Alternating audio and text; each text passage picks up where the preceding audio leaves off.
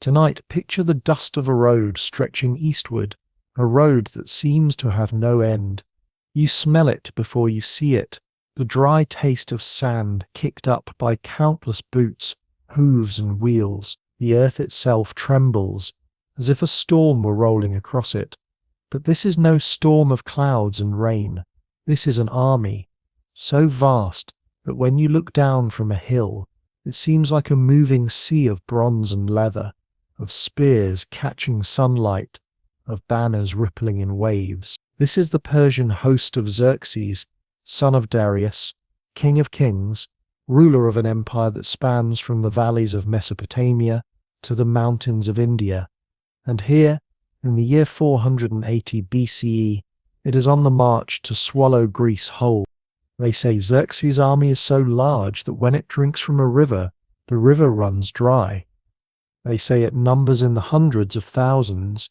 Some claim 1,000,000, though truth is hard to measure when dust obscures every horizon. What is certain is that it is greater than anything the Greek world has ever seen. Soldiers of many tongues march together, Persians with tall wicker shields, Medes with curved bows, Egyptians with long spears, Indians with war elephants that lumber heavily, Thracians with fox fur caps, Lydians in bright tunics, and Scythians with axes glinting cruelly in the sun. Each people marches under their own banners, yet all under the command of one king.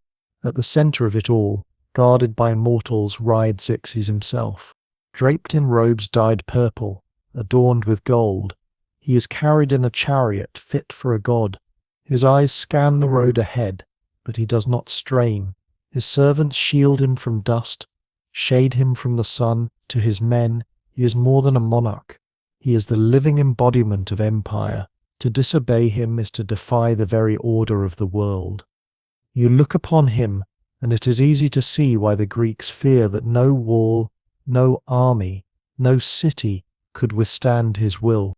This invasion is not a sudden strike, but the culmination of years.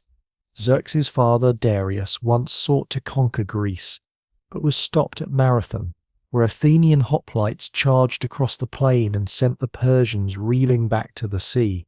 Xerxes has not forgotten this humiliation. He means not only to subdue Greece, but to erase its pride, to make every city from Athens to Sparta bow at his feet. This march is vengeance, cloaked as destiny, and vengeance, when wrapped in the wealth of an empire, becomes a force too heavy to halt. You hear the sounds that rise from this host, the thud of drums setting the pace for infantry, the creak of wagons laden with supplies, the low growl of animals yoked to carts. Smiths march with anvils and hammers to forge weapons on the move. Engineers carry timber and tools, ready to build bridges across rivers or siege towers against walls. Priests chant prayers in a dozen tongues, incense curling above their heads. Every detail of empire marches here, not only soldiers, but craftsmen, scribes, cooks, servants, women and slaves. It is less an army than a moving city, endless in its scope. As they advance, stories spread ahead of them like sparks before a fire. Greek travelers, merchants and spies return with tales so vast they sound like nightmares. They are uncountable, one insists. They stretch from horizon to horizon. Another swears that Xerxes' fleet sails alongside the army, hundreds of triremes and transports moving down the Aegean, ready to strike coastal towns. And though numbers may be exaggerated, the effect is the same. Fear. Fear carried on the wind, fear whispered in taverns, fear muttered in council halls. Pause, and imagine being one of those who must face this tide.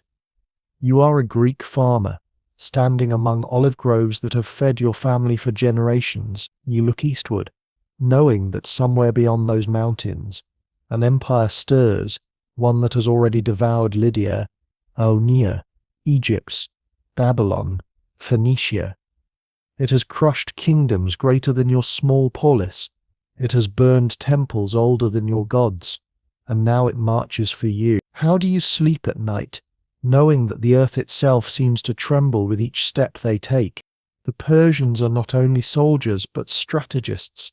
They build bridges across the Hellespont, binding Asia to Europe, with ships lashed together and planks laid across their decks. They carve roads through mountains, level obstacles, clear forests. They make nature itself bow to their will. Where rivers block their path, engineers divert waters, or construct pontoon bridges that sway yet hold beneath the tread of thousands. It is an army that does not pause, that rolls forward like a tide, crushing resistance beneath sheer weight. You hear, too, the strangeness of it. Soldiers carry not only weapons but exotic animals, camels snorting, elephants trumpeting, horses whinnying. Their armor glitters with designs unfamiliar to Greek eyes.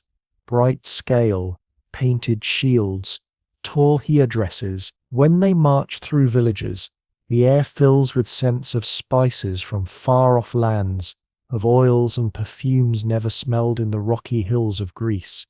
To the Greeks who glimpse them, it feels as though the world itself has come marching, as though every people under the sun now serves Xerxes.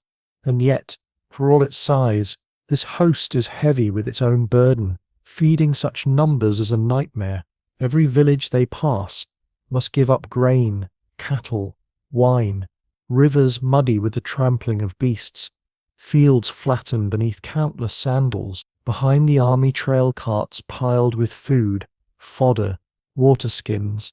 Servants hurry to grind flour, slaughter animals, cook bread, and still hunger lingers, for no land can truly satisfy a beast this large. Xerxes drives it forward not only with command but with desperation. If it stops, it starves. At night, campfires stretch for miles, a constellation of sparks against the dark. Songs rise in dozens of languages, some fierce, some mournful, some joyous. Warriors boast of victories past. Priests mutter omens.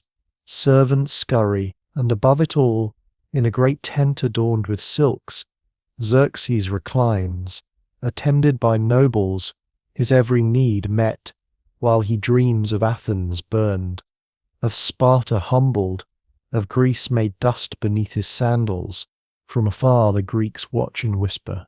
Messengers rush between cities, their sandals worn thin.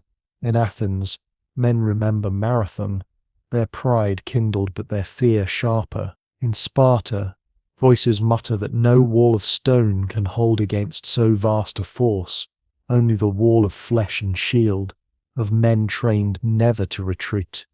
Councils gather, arguments rage. Should they yield? Should they flee? Should they fight? The shadow of the Persian host lies over them all. The roads of Thessaly and Macedonia are choked with movement.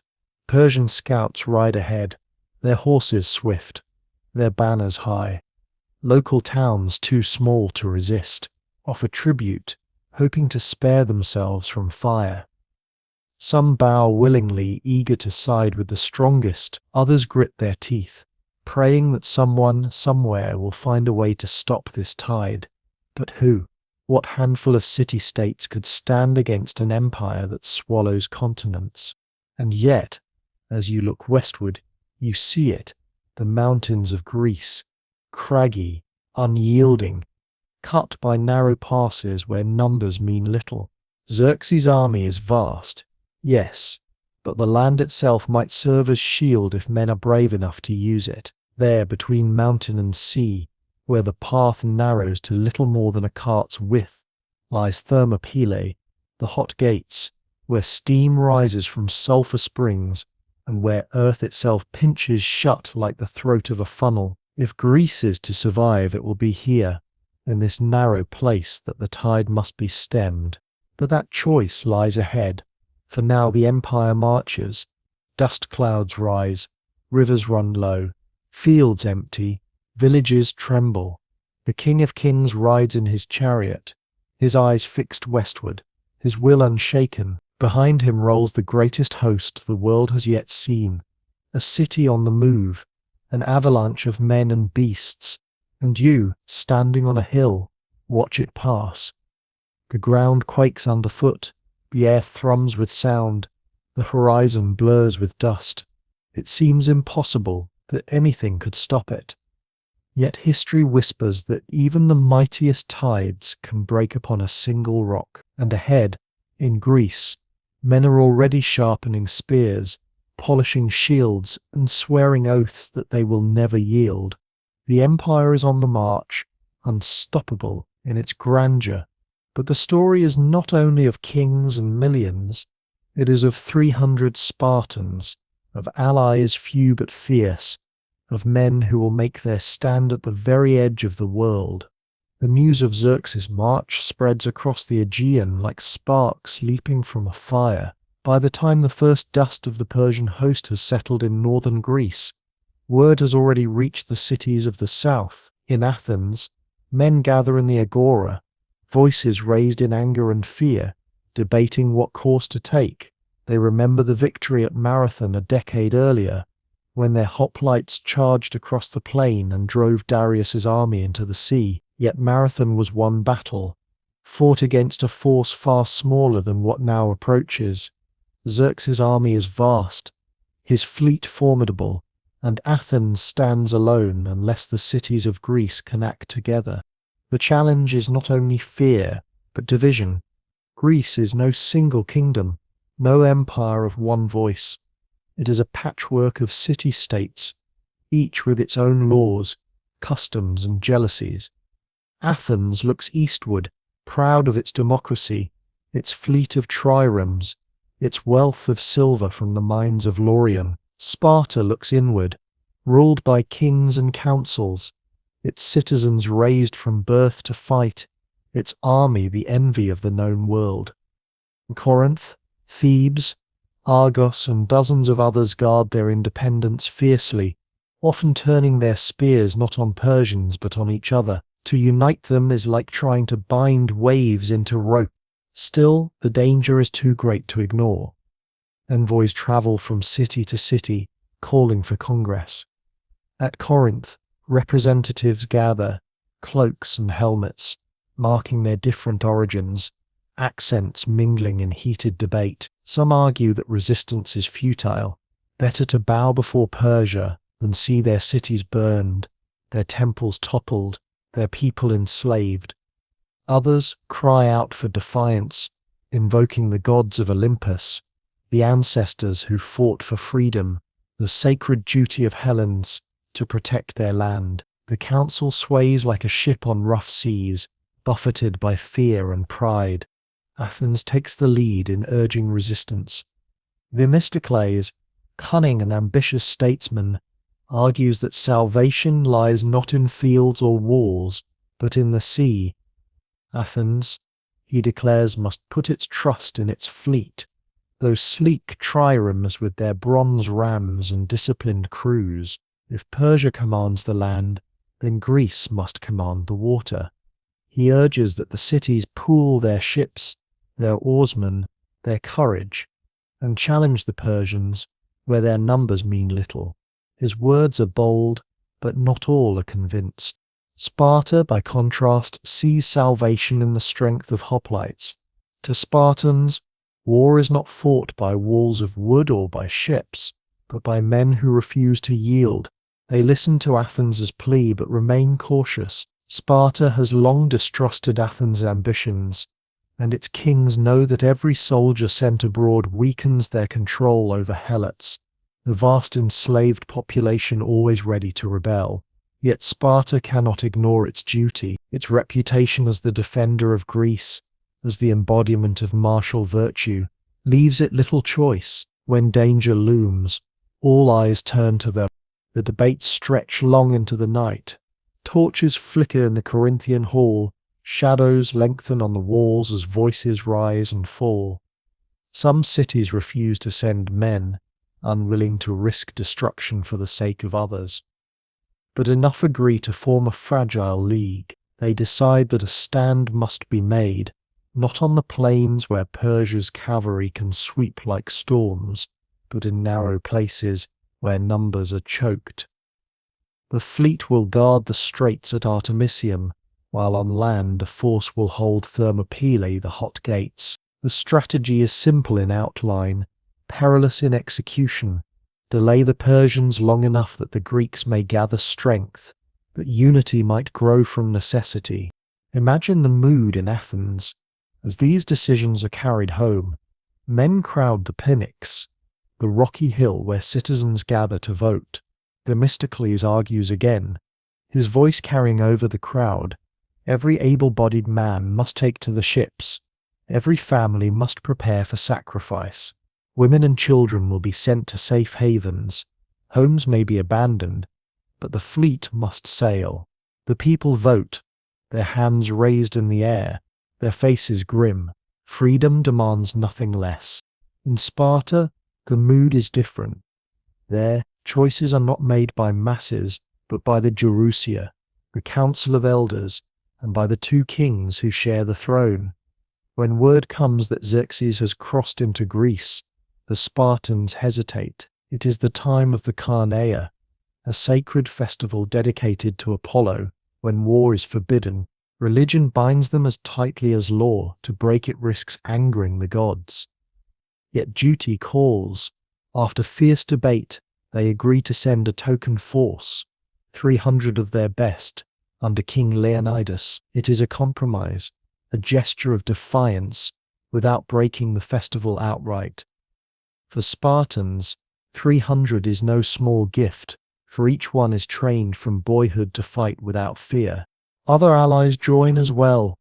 Phocians, Thespians, Thebans, and smaller contingents from cities across central Greece march northward. They are not many, perhaps 7,000 in all, but they march with purpose. They know that Thermopylae is narrow, that mountains pinch against the sea, that walls of shield and spear can hold where open plains would fail. They carry hope like a shield, though it is thinner than bronze. Across Greece, the common people hear fragments of these debates, rumours carried by travellers and merchants. In marketplaces, men whisper of the size of the Persian host, of elephants and immortals, of ships that blot out the sea. Farmers grip their ploughs tighter, fishermen stare out at the horizon. Mothers hush their children with prayers to Hera and Athena. Everyone feels the shadow lengthening, yet everyone also hears the names whispered with reverence. Leonidas, Themistocles, Sparta, Athens. Heroes are stepping forward. Perhaps the gods will not abandon them. The Persian envoys, meanwhile, travel from city to city, demanding earth and water as tokens of submission. Some cities yield, placing bowls of soil and jugs of water before the king's heralds, hoping to spare themselves destruction. But Athens and Sparta refuse. In Sparta, the envoys are hurled into a pit, their cries echoing against stone. In Athens, they are cast into a well with the mocking words, "Take as much earth and water as you need." The message is clear, better death than slavery. And so the stage is set. On one side, an empire stretching across continents, commanded by a king whose will is law. On the other, a fractious collection of city-states, divided by rivalries, united only by desperation and pride.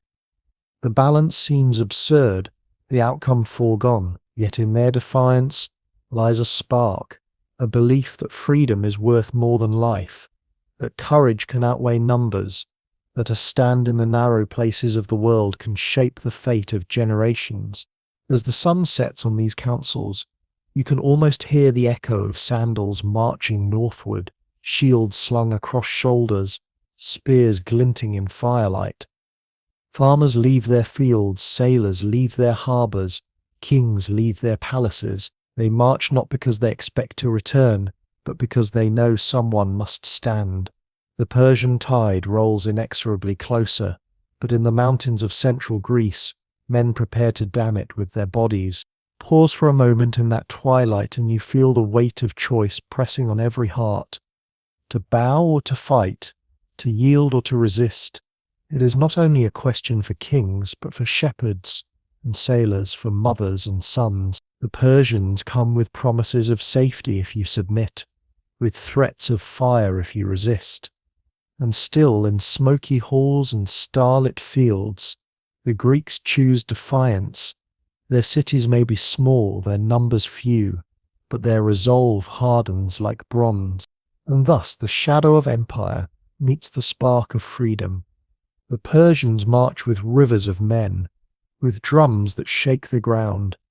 The Greeks march with songs of ancestors, with prayers to gods, with the iron will of those who would rather die standing than live kneeling. Two worlds draw nearer to collision, each step echoing louder, each heartbeat quicker. The pass at Thermopylae awaits, silent for now, but destined to burn with legend. When you close your eyes tonight, imagine the flicker of torches in Corinth's halls, the murmur of citizens in Athens, the steady tread of Spartans leaving their homes. Imagine the silence of mothers watching sons vanish down dusty roads. Imagine the sea darkening with sails, the mountains ringing with hoofbeats, the whole land holding its breath. The empire is near, the decision made. Greece will not kneel without a fight. The mountains of central Greece rise like jagged teeth against the horizon, their slopes etched with pine forests, their ridges cutting against the pale sky. If you follow the coastline here, the land presses so tightly between cliff and sea that the road narrows to a throat. It is called Thermopylae, the hot gates. Sulphur springs bubble along the path, their fumes curling in the air, and the ground steams faintly in patches where water seeps from beneath the rocks. Travelers have long known this place as a bottleneck, a passage where a handful of men can block the way of thousands. It is here, among these cliffs and boiling springs, that the Greeks decide to stake their defense. Look closely at the geography, for it shapes the battle to come. The Melian Gulf laps close against the shore, a silver sheet of water stretching eastward, while to the west, the mountains rise steep and forbidding. Between them lies a track no wider than a cart in places, hemmed in by cliffs and marsh. Even the mightiest army, stretched wide across plains elsewhere, must compress itself here into narrow ranks. Cavalry cannot maneuver, chariots are useless, numbers count for little. The hot gates are not just a road but a shield, the land itself conspiring to equalize the imbalance between Persia and Greece. The Greeks know this well. When the Congress at Corinth debated strategy, voices rose again and again that the Persians must be stopped in such a place. To fight them on open plains would be suicide. To abandon central Greece entirely would be cowardice. But here at Thermopylae, the gods seem to have carved a weapon into the earth itself, a natural wall, a funnel through which the tide must pass. If men are willing to stand in that funnel, they may yet hold. Leonidas, king of Sparta, understands this better than most. He has heard the reports of Xerxes' vast host, seen the panic among smaller cities, felt the weight of expectation upon his shoulders. When the call goes out for defenders, he does not hesitate. The Spartans will march, not the whole army, for laws and festivals hold many at home, but 300 of the finest, hand-picked from those who already have sons to continue their lines. This is no expedition for glory or plunder, it is a mission for sacrifice, and Leonidas chooses men who know it. Others join as well, swelling the ranks to perhaps 7,000.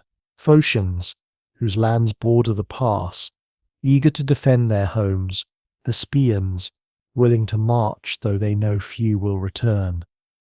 The bands, compelled to send men though their loyalties waver. Each city-state adds its voice, each contingent carrying its own pride, its own fears. Together they march north, their sandals kicking dust, their shields slung across shoulders, their spears gleaming in the sunlight. They are few compared to the ocean of men that follow Xerxes, but in the narrow throat of the hot gates, numbers may be enough.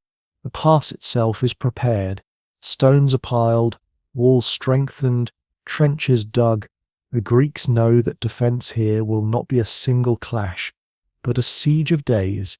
They must choke the enemy again and again, refusing to yield ground, exhausting Persian courage as much as Persian bodies. The Phocians take position in the hills above, tasked with guarding a narrow goat track that winds around the mountains. Few know of it, but those who do whisper its danger.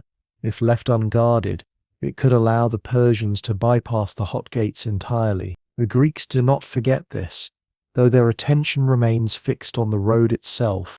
Imagine walking through the pass now. The air stinks faintly of sulfur from the springs. The ground is uneven beneath your feet, and the cliffs tower above, blotting out much of the sky. You hear the sea sloshing against the rocks nearby, its tide hissing like a restless serpent. The space feels claustrophobic, yet charged. Here, men know they will stand shoulder to shoulder, shields pressed against shields, spears jutting forward in a wall of bronze. Here, courage will matter more than numbers. Xerxes, of course, knows of Thermopylae. His scouts report the Greek position, their numbers, their preparations. At first he laughs.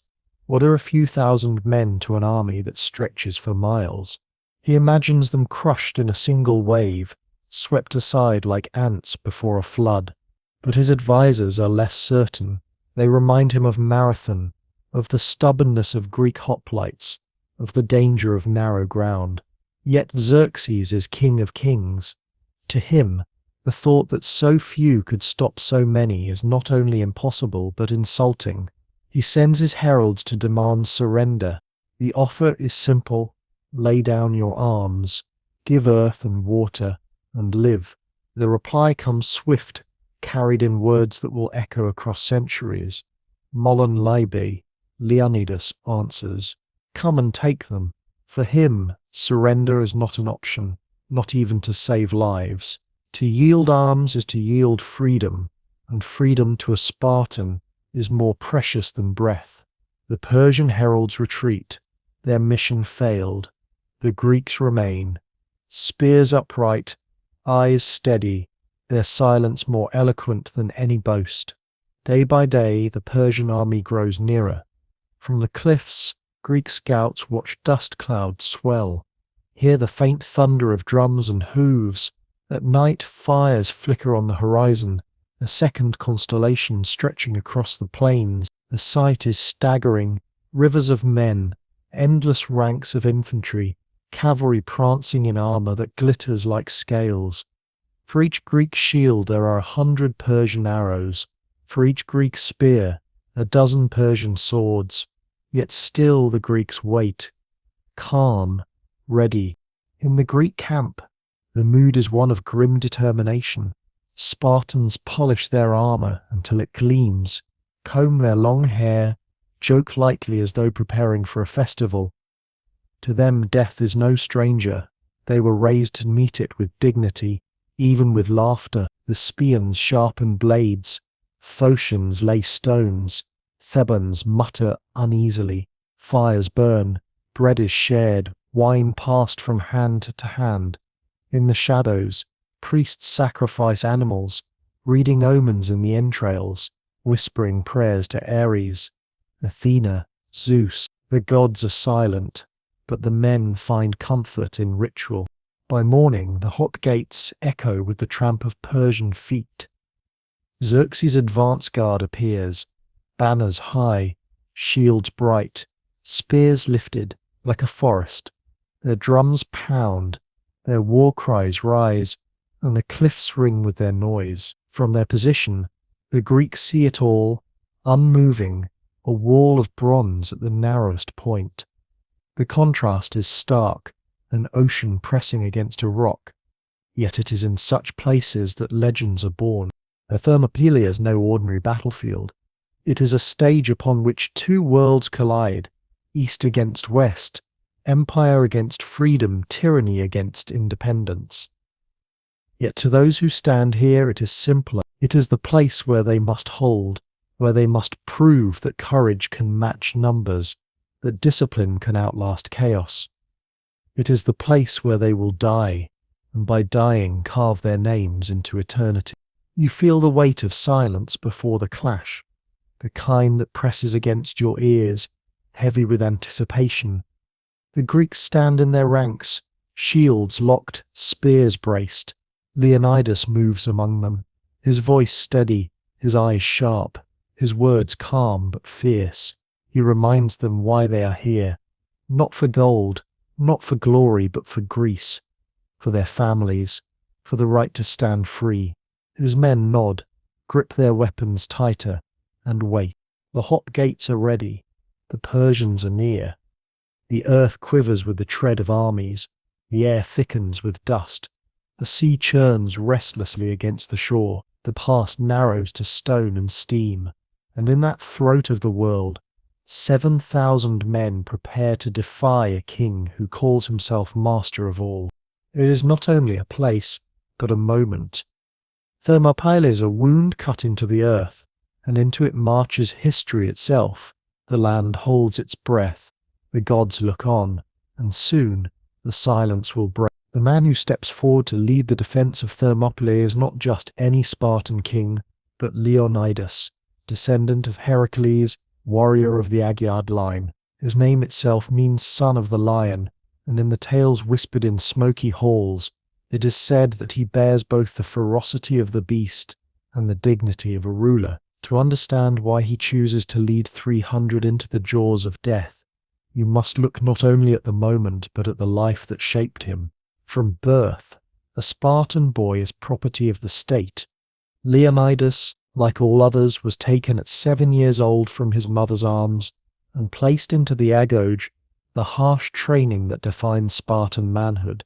There in barracks, bare of comfort, boys learn to endure hunger, to run barefoot across stones, to wrestle until their skin split. They were taught to steal food but punished if caught, for cunning was as important as strength. Their voices were trained to speak little and wisely, their bodies hardened by whips as much as by exercise. Imagine the nights, cold and long, when Leonidas slept on rush mats, his belly empty, his bones aching, his ears filled with the snores and coughs of other boys who dreamed of surviving to manhood. As he grew, so did the demands. The agoge did not ask for soldiers, but for wolves. Boys learned to fight in the phalanx, shoulder to shoulder, shields overlapping, spears thrusting in rhythm. They learned to sing as they marched, to joke when wounded, to die rather than retreat. Each year, fewer endured, but those who did became men not of softness, but of iron. Leonidas was one of these. He grew not as a prince pampered by privilege, but as a Spartan, moulded by fire. When he came of age, Leonidas became not only a soldier, but a peer among equals. In Sparta, kings were not above the laws. They ate the same black broth in the mess halls, trained with the same discipline, bled with the same wounds. His duty was not to comfort, but to lead by example. He married Gorgo, daughter of another Spartan king, a woman as sharp-tongued and intelligent as any advisor. Their partnership was one of equals, a rarity in a world that often silenced women. When envoys once asked Gorgo why Spartan women were the only ones who ruled men, she replied simply, "Because we are the only ones who give birth to men." By the time Xerxes marched westward, Leonidas was not young. He was seasoned, scarred, tested, in council and in war. He had seen Greece quarrel, had felt the weight of Persian power looming across the Aegean. He knew that Sparta, with all its pride and training, could not ignore the tide. To stand aside was to betray the oath every Spartan carried, to protect Hellas, to embody courage. When the Council of Allies looked to Sparta, it was Leonidas who offered himself, knowing full well what it meant. He did not bring the whole army. Religious law, the Carneia festival, bound many at home, yet he chose 300, carefully selected not for youth but for fatherhood. Each man already had sons to continue his line, for Leonidas did not want to rob Sparta of its future. These 300 were to be the wall against Persia, the shield of Greece. They knew it, and they accepted it without protest. Picture them as they prepared to leave. In Sparta, women watched sons and husbands march with calm faces, for tears were frowned upon. Mothers reminded them of the words engraved in every Spartan heart: "Return with your shield," or upon it. Wives handed their husbands helmets, polished bright spears honed sharp, shields heavy with bronze. Children clutched their fathers' legs, too young to understand fully, yet sensing the solemnity. Leonidas himself kissed Gorgo goodbye, leaving her not with promises of return but with instructions for duty. For a Spartan wife's role was as bound by discipline as a husband's. The march northward was deliberate, steady. 300 Spartans, shields flashing in the sun, spears upright, voices chanting the deep songs of their ancestors. Their cloaks were crimson, the colour chosen not for vanity but to hide blood. Their hair, long and carefully combed, framed faces, hardened by training yet softened by a kind of serenity. Behind them followed helots, enslaved attendants, carrying supplies, tending camp, but never counted among the warriors. With them marched allies, contingents from other cities, each bringing their own banners, their own hopes. Together they formed the fragile thread of defiance, stretched across Thermopylae. Leonidas led not with fiery speeches but with calm presence. He walked among his men as they camped, shared their meals of bread and cheese, sharpened his spear alongside them. His authority was not shouted, but lived in the steadiness of his eyes, the quiet of his voice, the certainty of his step. When scouts brought word of Persian numbers, he did not flinch. When allies murmured fear, he reminded them that numbers meant nothing in the pass. "Here," he said, "we hold the ground, and ground is what wins battles." He was not reckless. He knew the odds, knew that 7,000 men could not stop an empire forever, but he also knew the value of time. Each day held at Thermopylae was a day for Athens to prepare its fleet, for Sparta to muster more hoplites, for allies to steel themselves. Delay was victory, even if bought with blood, and Leonidas, schooled from childhood to place the polis above himself, accepted that his life and those of his men were the price Greece required. Think of his burden. Every decision carried not only the weight of strategy, but of legacy. To retreat was unthinkable, to surrender dishonor, to fail disastrous, yet to stand meant death. His 300 knew it, his allies suspected it, and Leonidas carried it with calm dignity. He was not only king, but father to a doomed brotherhood, shepherding them towards sacrifice with steadiness that inspired even those outside Sparta. At night, as fires flickered in the camp, he moved among the tents, speaking softly, checking arms, offering words that steadied hearts. To Phocians, he reminded them they defended their homeland. To Thespians, he praised their loyalty. To Thebans, he cautioned against wavering, and to Spartans, he needed only to look. Their eyes told him all he needed. They had been raised for this.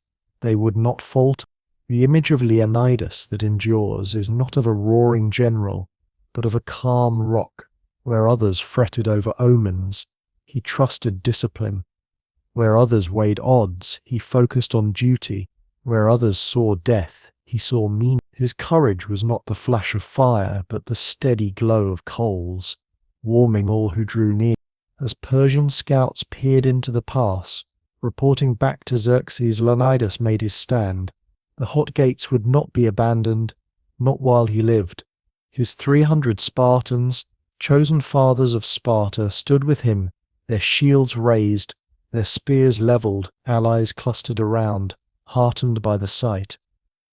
Against the greatest army the world had yet seen, a lion stood with his pride, ready to roar into eternity. And so the story of Thermopylae becomes inseparable from the story of Leonidas. He was not the first Spartan king, nor the last, but in his choice to lead a small band into certain death, He embodied the very essence of what it meant to be Spartan, to place honor above life, duty above comfort, freedom above submission. When you close your eyes tonight, see him there, the son of the lion, hair combed, cloak crimson, spear gleaming. He does not rage, he does not tremble, he waits calm as stone for the tide that will break upon him. And in that stillness, in that certainty, you understand why his name has echoed through centuries, why even now, in quiet moments, we whisper it with reverence. The army that gathered with Leonidas at Thermopylae was far more than the famous 300. The Spartan king's force was the spine, the hard edge of discipline, but around that iron core clustered allies drawn from across central Greece, each with its own motives, fears and hopes. Together they formed a patchwork army, not vast, not polished to one single standard, but united by the recognition that the fate of their homeland would be decided in the narrow pass of the Hot Gates. First among them were the Phocians, numbering about 1,000, whose homeland stretched across the ridges above Thermopylae. Their presence was both practical and symbolic. They knew the terrain better than any. They could guide allies through goat paths, watch the ridge lines, and hold the flanks. For them this was not some distant quarrel, but the defense of their very soil. If Thermopylae fell, their villages, their wives, their fields of grain would lie in the path of Persia's march. The Phocians brought determination tempered by desperation, a combination as hard as iron. The Thespians marched as well, 700 men strong, their city small but their spirit unyielding. They were not bound by as strict a law as Sparta, nor as wealthy as Athens, but their courage was undeniable. They did not come as auxiliaries, merely lending support. They came ready to stand to the end. Later, when Leonidas offered allies the chance to withdraw, the Thespians would refuse, choosing instead to die with the Spartans. Their presence here at the Hot Gates was already a testament. Even the smallest of cities could give birth to greatness when freedom was at stake. The Thebans also marched, about 400 in number, but their hearts were divided. Thebes had long held complicated feelings toward Persia and toward their Greek neighbors. Compelled by obligation, they sent men, yet their loyalty was questioned even then. Leonidas, shrewd and cautious, kept them close, less as trusted allies and more as hostages bound to the cause by circumstance. They would fight, yes, but suspicion hung over them like a shadow, a reminder that unity among Greeks was always fragile. From other cities came contingents too, Opintian, Locrians, Malians, smaller bands from towns scattered across the ridges and valleys. Each group carried its own banners, its own dialects, its own pride. They were not drilled in one rhythm as Spartans were, but together they formed a chorus of resistance. In total, perhaps 7,000 men stood at Thermopylae, hardly a river compared to Persia's ocean, but enough to form a dam in the narrow throat of the pass. The camp at Thermopylae was a mixture of order and chaos. The Spartans trained in silence, their drills precise, their armor gleaming, their jokes sharp but brief. The Thespians sang as they sharpened their spears, voices carrying across the hot springs, laughter punctuating the work. The Phocians built stone barricades and fortified paths, their familiarity with the land evident in every movement. The Thebans muttered among themselves, suspicious glances exchanged, their confidence lacking, and yet, as fires flickered at dusk, the mingled sounds of preparation wove into a strange harmony. They were not one people, but for now they were one army. At the heart of this force moved Leonidas and his Spartans, their crimson cloaks, long hair combed with deliberate pride, and quiet confidence inspired awe among allies. Stories of Spartan training circulated quickly, how they wrestled bears as boys, how they stole food and endured beatings without complaint, how they sang when marching to death. Allies who had never stood beside Spartans before now saw them up close, calm, unflinching, even playful as they polished armor. It was said that when Persian scouts first glimpsed them, they were astonished to find Spartans bathing, oiling their bodies and braiding their hair as though for a festival. To Spartans, this was no contradiction. To prepare for battle was to prepare for death, and one must meet death with dignity. Leonidas moved among the allies with deliberate grace. He listened to Phocian leaders, praised Thespian resolve, and even spoke quietly with Theban captains, reminding them that all Greece would remember their loyalty here. He did not roar commands, but rather set tone with his presence. Calm, steady, confident. To fight under such a man was to feel a strange tranquility, even when facing annihilation. The daily rhythm of the camp revealed both contrasts and unity. In the morning, Spartans drilled in formation, their shields interlocking, their spears thrusting in perfect rhythm. The sound was like the pounding of one giant heart. The Thespians and others watched, imitated, learned. In the afternoons, men gathered water, hunted game, repaired walls, and listened to scouts' reports of Persian movements.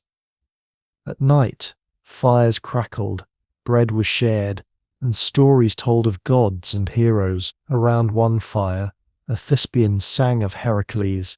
Around another, a Phocian spoke of local spirits in the mountains. In those hours, fear was softened by fellowship. Scouts returned often, carrying news of the Persian host drawing ever nearer. Their descriptions were like something from a nightmare. Waves of infantry that seemed endless, cavalry glittering with armor, archers whose arrows darkened the sky, elephants lumbering like hills on legs. The Greeks listened in silence, then tightened spear grips, their eyes fixed on Leonidas. He did not dismiss the reports nor exaggerate them. He merely nodded and said, "Good. Then there are more for us to kill."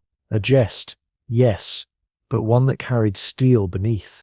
The hot gates themselves became a character in this story, shaping every thought.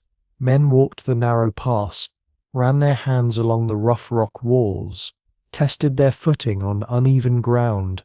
They studied the sulphur springs that steamed nearby, the marshes that pinched the path even tighter. Each hour spent here deepened conviction.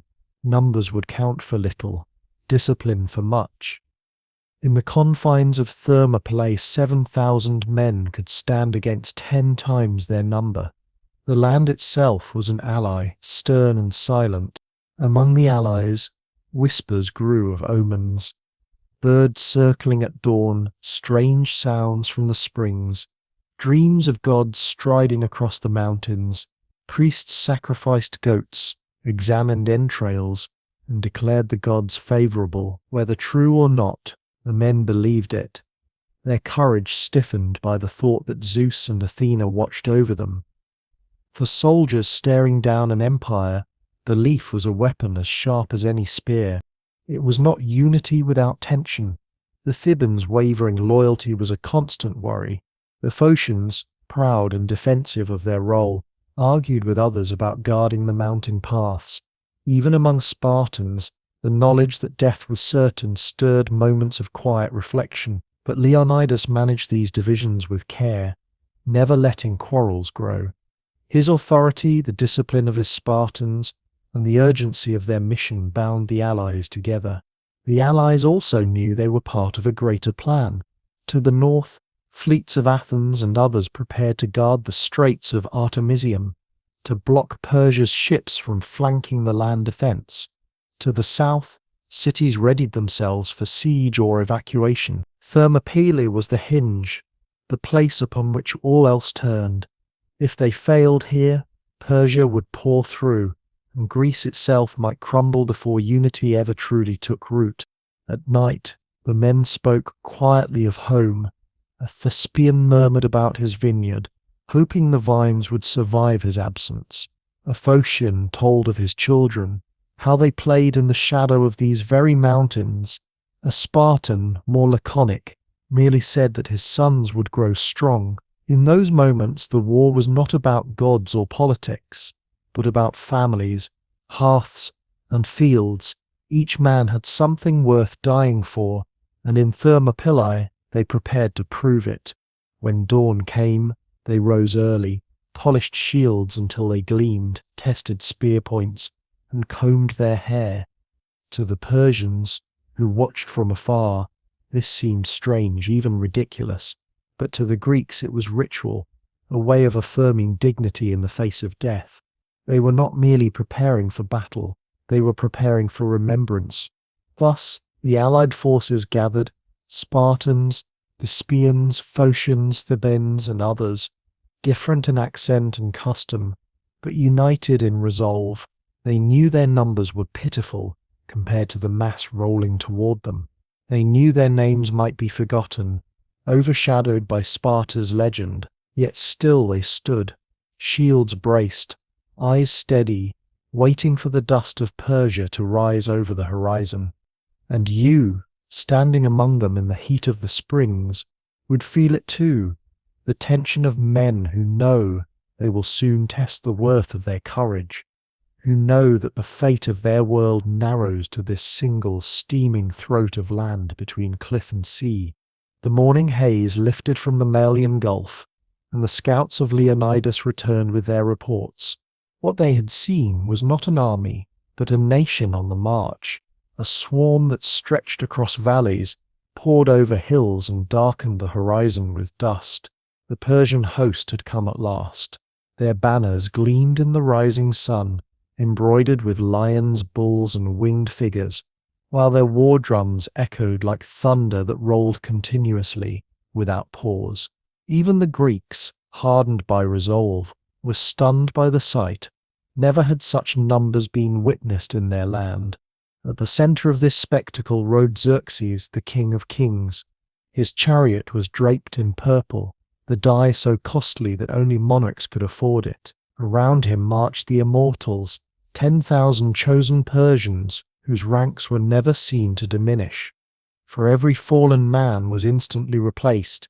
They wore robes of scale armor, carried wicker shields, and held spears tipped with iron, their faces hidden by soft felt caps. To behold them was to see the pride of Persia incarnate, a wall of discipline and grandeur that seemed endless. The diversity of Xerxes' army was astonishing. Behind the Persians came Medes with curved swords, Scythians with axes, Bactrians with tall hats, Indians with bows of cane and arrows tipped with iron, Ethiopians with spears of sharpened stone, and Scythians with horse-drawn wagons bristling with arrows. Their armor flashed in the sun, their banners rippled, their tongues mingled in a cacophony of voices. This was not just an army but a collection of the world itself, assembled under the command of one man. Cavalry squadrons trotted alongside the infantry, their horses adorned with bells and bright trappings. Elephants lumbered behind, swaying like living mountains, their tusks capped in bronze, their backs carrying towers with archers perched high. Engineers brought carts laden with timber, ropes and tools, ready to build bridges and siege engines. Musicians beat drums and blew horns, creating a soundscape that rattled the bones. To the Greeks on the ridges, it must have seemed like a tide of iron and leather that could drown anything in its path. And yet, the Persians were not invulnerable. Their ranks stretched so wide that supplying them strained every village, every river, every storehouse. Whole streams dried when men and animals drank. Villages were stripped bare within hours, their people left with nothing but ashes. The army was magnificent, yes, but also ravenous, a beast that consumed land itself. This too the Greeks noticed, and some took hope from it. A host that large was also fragile, bound by hunger and thirst. Xerxes himself was confident. From his throne placed upon a hill, he looked toward the hot gates, and scoffed. His scouts reported no more than 7,000 defenders, holding a strip of land no wider than a road. To him, it was absurd. How could so few stand against so many? He ordered his men to prepare camp, to rest, and to ready themselves for what he assumed would be a swift and decisive sweep. The King of Kings was certain he would crush these defiant Greeks in hours. But as Persian eyes scanned the narrow pass, they saw something unsettling. The Greeks did not tremble. The Spartans in particular seemed almost careless, bathing, polishing armor, combing their long hair. To the Persians, it looked like foolish vanity. To the Greeks, it was ritual. The Spartan prepared for battle by preparing for death, ensuring he would meet Hades with dignity. Leonidas moved calmly among them, checking lines, speaking quietly. His men were steady, unhurried, a wall of bronze waiting for the storm. When Xerxes' heralds approached to demand submission, the famous reply was given. "Lay down your arms," the envoy said, voice sharp. Leonidas answered with words that would echo forever. "Molon Libe, come and take them." The defiance carried across the camp, settling into every heart. Even those not Spartan felt their spines stiffen. The Persians had been answered, not with negotiation but with scorn. The next day, Xerxes ordered his Medes and Scythians forward. Drums beat, horns blared, and waves of infantry advanced into the hot gates.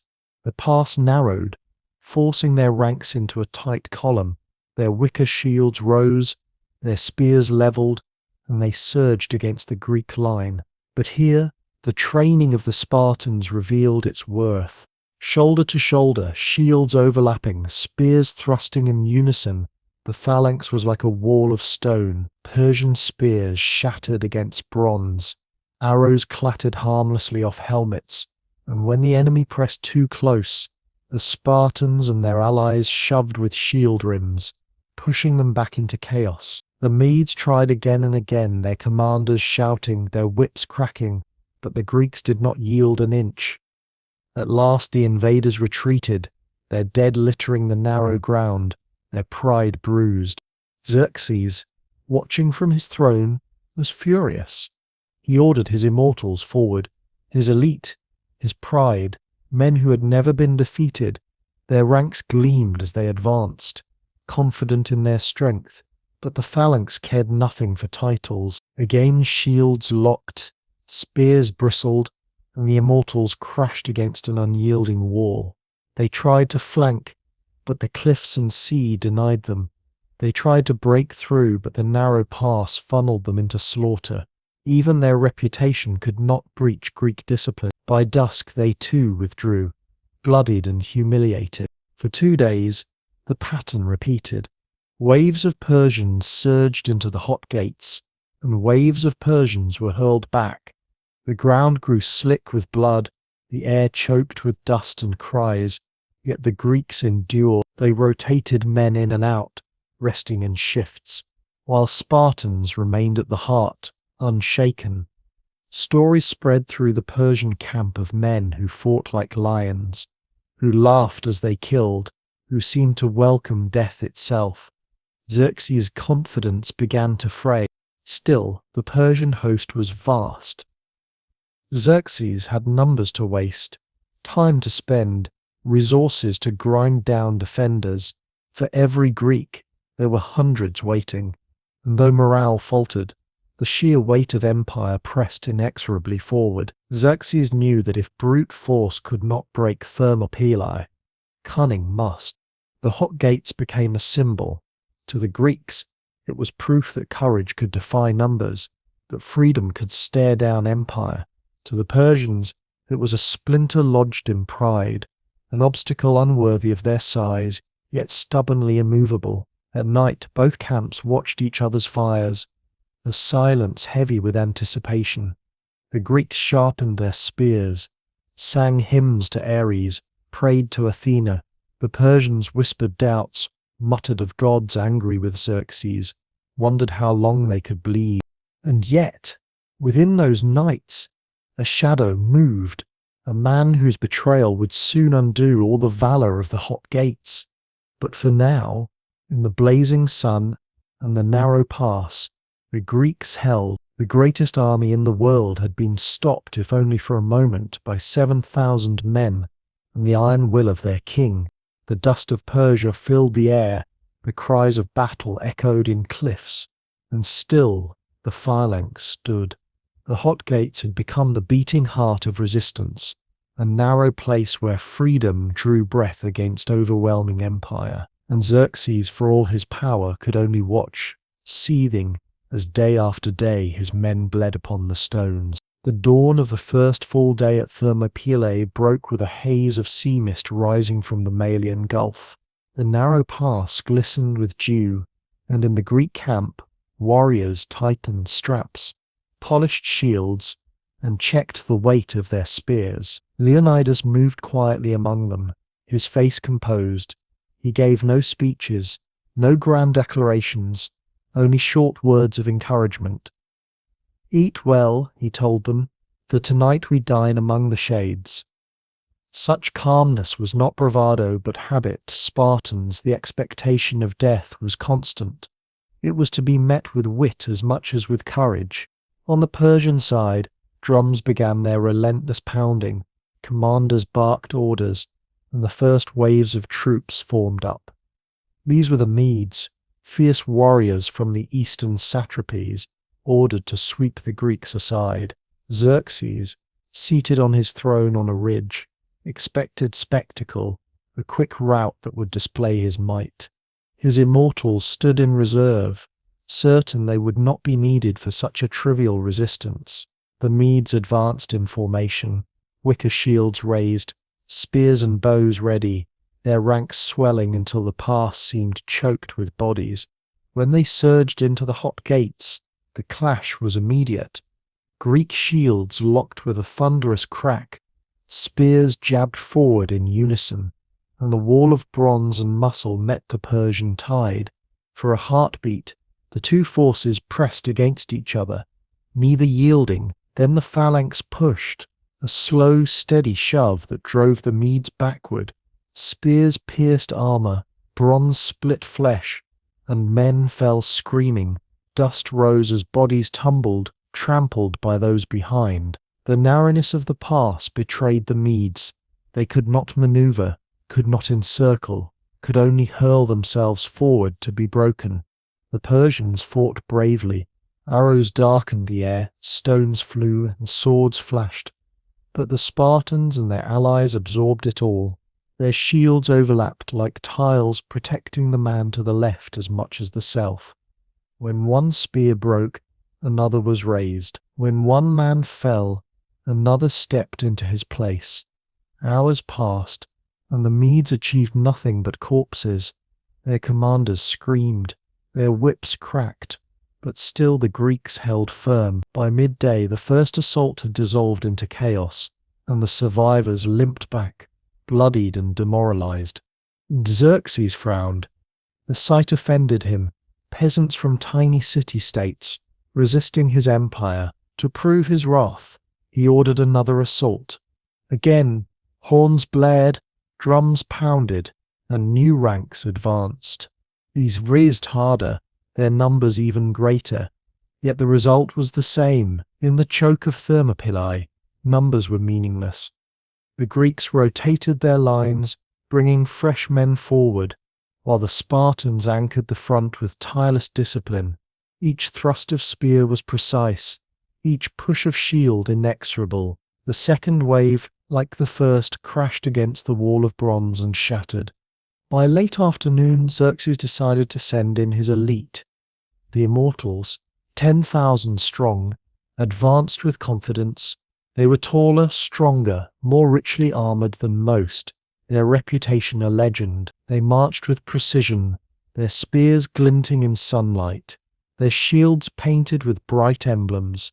To them victory was routine, but the Spartans greeted them with silence, their faces unreadable, their shields steady. When the Immortals reached the phalanx, the sound of impact echoed like thunder in the narrow pass.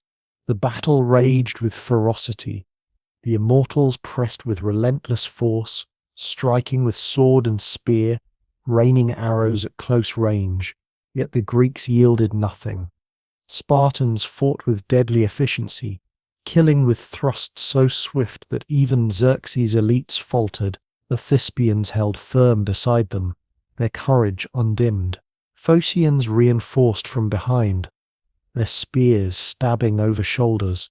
The immortals found themselves as trapped as the Medes had been, their pride crumbling beneath the relentless rhythm of hoplite discipline. By nightfall they too withdrew, leaving heaps of dead in their wake. All that day, the pass was a slaughterhouse.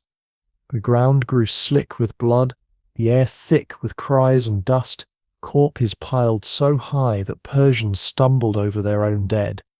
Greek armor was dented, shields cracked, spears splintered, but still they stood. The Persians, for all their numbers, achieved nothing but exhaustion and despair. Xerxes, watching, tore his robes in fury. His finest troops had failed against what he still believed were too few to matter. When night fell, silence finally returned. The Greeks lit their fires, calm as ever. They cleaned wounds, ate their rations, and sang hymns to Ares. Spartans combed their hair, an act that baffled their allies, but reminded all that they were preparing not just for another day of war, but for death itself. To Spartans, such grooming was sacred. It was dignity and defiance, beauty before the grave. Allies drew strength from such rituals, their fear tempered by the serenity of those who had been raised for this. In the Persian camp, by contrast, the mood was grim. Whispers spread among soldiers that the Greeks were not men but demons, immune to fatigue, unshaken by fear. Some claimed that gods walked among them, holding their shields, guiding their spears. Others muttered that Xerxes had offended the heavens, that his hubris was being punished. Fires burned low, morale sagged, and commanders struggled to quiet dissent. Even the immortals, proud and aloof, carried shame in their silence. The second day dawned with renewed fury. Xerxes, humiliated, ordered yet more assaults. Again, waves of Persians hurled themselves into the pass.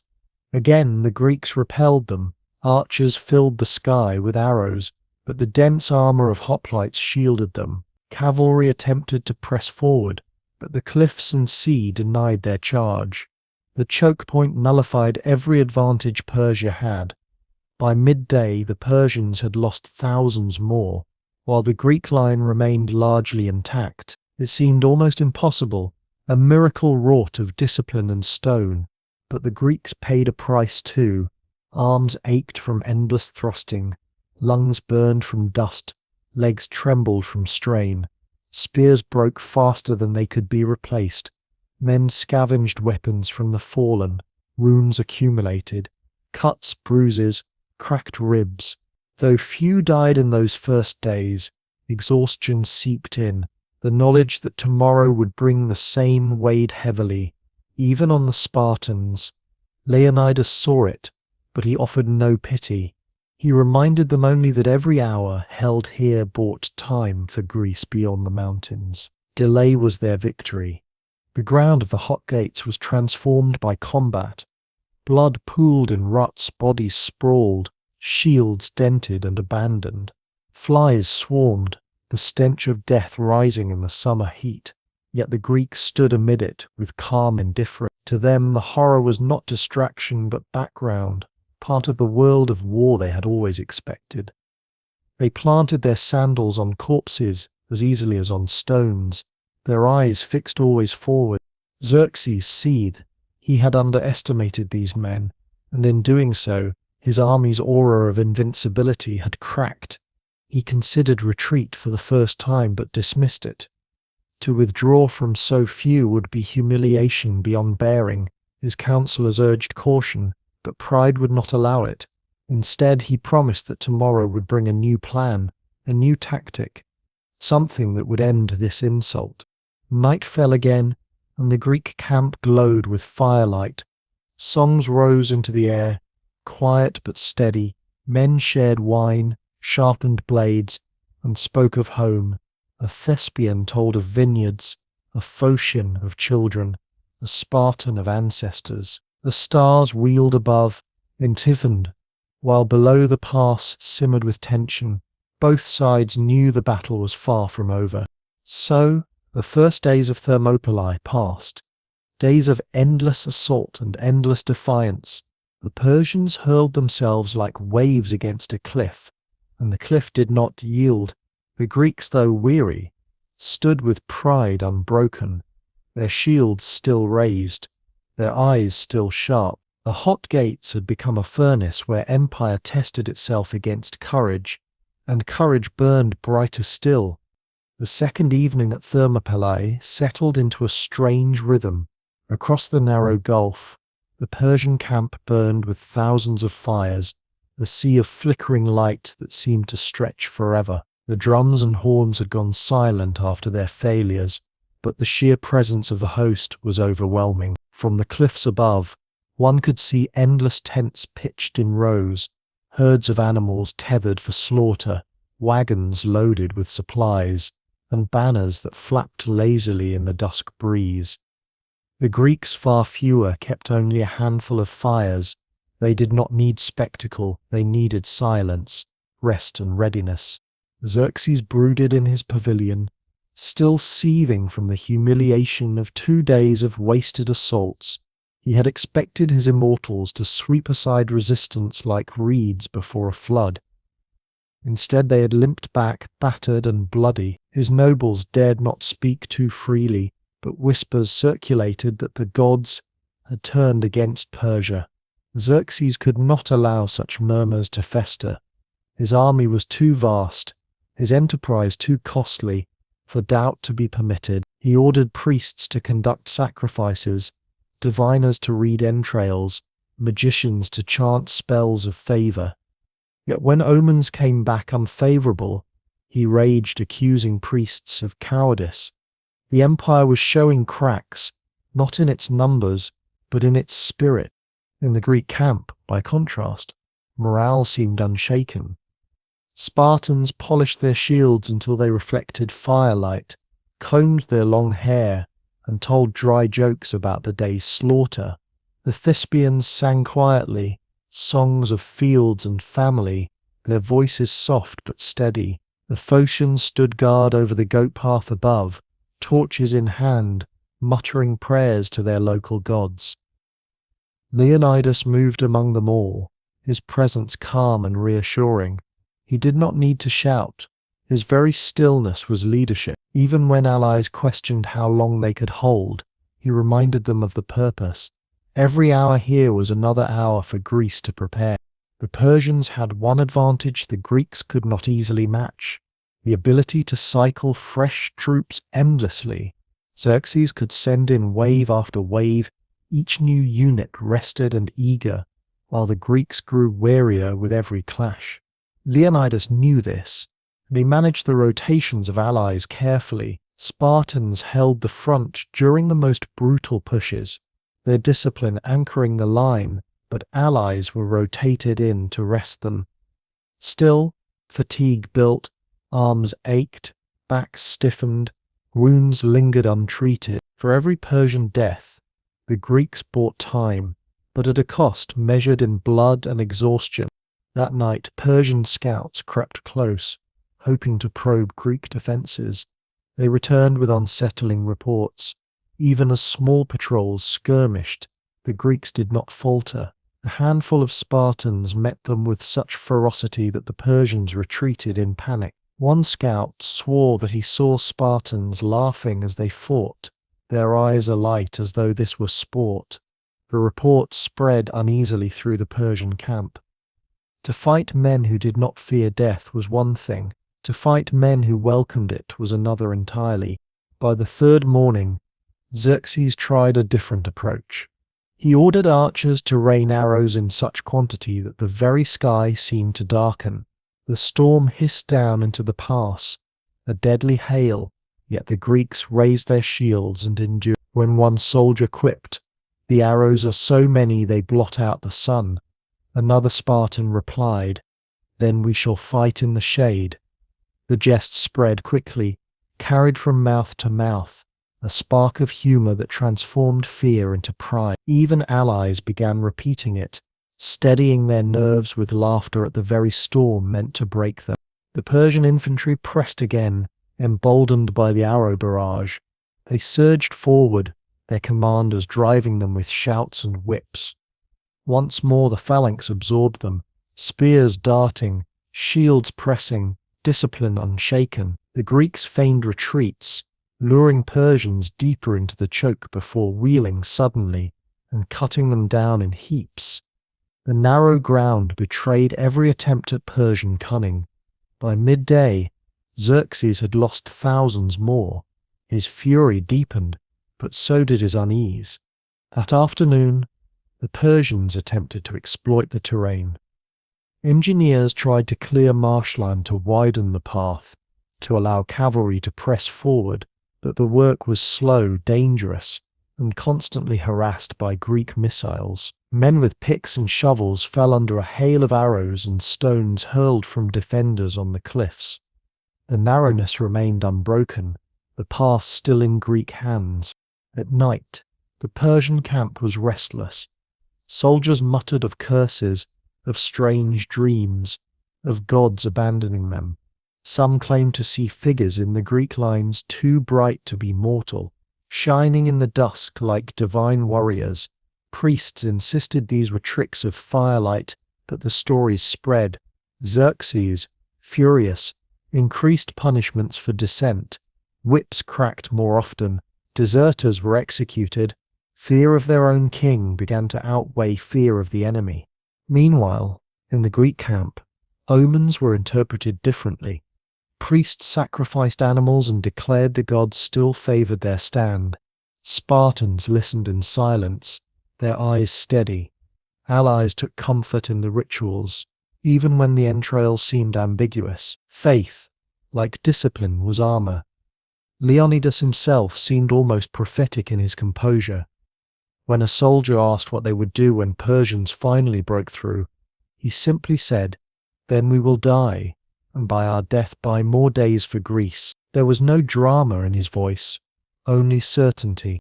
The next day, Persian commanders tried another tactic. They sent cavalry along the shoreline, attempting to sweep around and harass the Greek flank. But the shoreline was too narrow, the sea too close, and Greek spears too long. Horses balked at the press of shields, riders toppled into the water, and chaos spread among them. Again the cliffs and sea betrayed Persia's numbers. The battle grew into a rhythm. Assault, repulse, withdrawal, silence. Each wave left heaps of dead in the narrow pass, their bodies dragged aside only to make room for the next. Blood slicked the stones, armor dented under endless blows. But the phalanx endured. Greeks rotated ranks with methodical precision, their shields still locked, their eyes still sharp. By now they were exhausted, but exhaustion had become their normal state. Persian morale frayed further. Men who had marched across Asia to this campaign now muttered that they would never see home. The immortals, shamed by their earlier failure, grew sullen. Even Xerxes' nobles, though silent in his presence, exchanged glances heavy with doubt. How could an empire of millions not crush a mere 7,000? Pride cracked, and through the cracks seeped fear. And yet, among the Greeks, fear had not disappeared. The Spartans whispered of their families left behind. Phocians wondered if they could hold the mountain path indefinitely. Thebans grumbled about being forced into this alliance, but each night they saw the Spartans calm, grooming themselves, singing softly, speaking little. That calm was contagious. If these men, raised for war, showed no terror, then perhaps courage was still possible for all.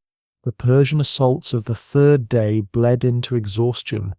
Even Xerxes began to realize that brute force alone would not suffice. His men could not break the Greeks by storming the pass head-on. He needed another path, another means to unhinge the defense. Already, whispers reached him of a narrow track through the mountains, one known to locals. All he required was a guide willing to betray his countrymen. And so the waiting game deepened. The hot gates, littered with corpses and ringing with echoes of battle, remained unbroken. The Greeks, weary but unyielding, stood firm, The Persians, frustrated and shamed, searched for answers. Between them, the cliffs and the sea held their silence, watching as men clashed and fell in the narrow throat of the world. The first days at Thermopylae had proved a truth the world would not forget, that courage could stand against numbers, that discipline could defy empire, that freedom could be defended by spears in a narrow pass. But courage alone would not be enough forever. Already the seeds of betrayal stirred in the shadows of the mountains. The third night at Thermopylae descended heavy and still, carrying the scent of blood and smoke. In the Greek camp, exhaustion lay thick over the men, though no one allowed it to break their posture. They had fought through 2 full days, and each man's arms trembled from thrusting the spear. Each shoulder ached from holding the shield high. Yet as the sun set beyond the ridges, they lit their small fires, ate bread and dried meat, and kept their discipline intact. Leonidas walked among them as always, his presence quiet but steady, like a stone in the middle of a torrent. The allies drew reassurance simply from his calm gaze. Across the gulf, the Persian camp burned brighter, a field of countless fires spreading like a second sky across the earth. The hum of voices, the cries of animals, and the beat of occasional drums carried faintly through the night air. It was a city more than an army, vast enough that its noise seemed unending. Yet beneath the din lurked unease. Men whispered of the Greeks' resilience, of the immortals' humiliation, of Xerxes' fury. Whispers travelled quickly in such a camp. For the first time, many Persians doubted that their numbers guaranteed victory. In the Greek lines, the mood was strangely serene. The Spartans, in particular, treated the days of combat almost like a festival. They combed their long hair, as was their custom before battle, and teased each other with dry jokes. One Spartan, bleeding from a cut on his arm, laughed that he was now lighter and could thrust faster. The Spartans sang soft songs of their vineyards and families, their voices thin but haunting. Phocians remained vigilant over the goat path above, torches burning faintly against the dark ridges. Even the suspicious Thebans, though quiet, held their ground. The silence between waves of battle was unnerving in its own way. The Persians had tried brute force and failed. The Greeks knew another attack would come, but when and how was uncertain. Some warriors lay awake staring into the darkness, their hands resting on spear shafts, their ears straining for the sound of drums. Others dozed in snatches, trusting the sentries. The springs steamed nearby, sulphur rising into the night air like the breath of the earth itself. The hot gates were not only a pass but a crucible, and every man knew he was being tempered within it. For Xerxes, waiting was agony. His pride, already bruised, demanded quick victory. Yet each day of delay cost him provisions, sapped morale, and spread whispers of divine disfavor. He demanded counsels with his generals, who hesitated to speak the truth. They advised patience, suggested maneuver, even retreat. Xerxes rejected them all. To retreat from a few thousand men would disgrace him before the empire. To pause too long risked revolt among the Greeks already cowed into submission. Something had to break, and soon. Meanwhile, the Greeks remained aware that time was their only true objective. They did not expect to destroy the Persian army, nor even to hold forever. What they sought was delay. Each day at Thermopylae was another day for Athens to strengthen its fleet, for Sparta to rally more troops, for Greece as a whole to steel itself.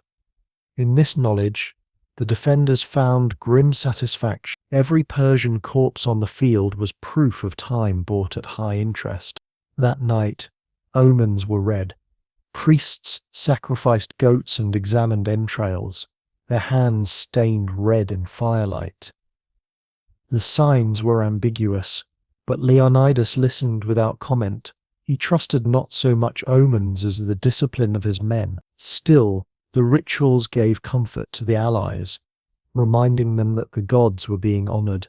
The songs of prayer mixed with the crackle of fire forming a lullaby of defiance against the enormity of the host beyond. Persian scouts prowled the ridges in the darkness, testing Greek vigilance.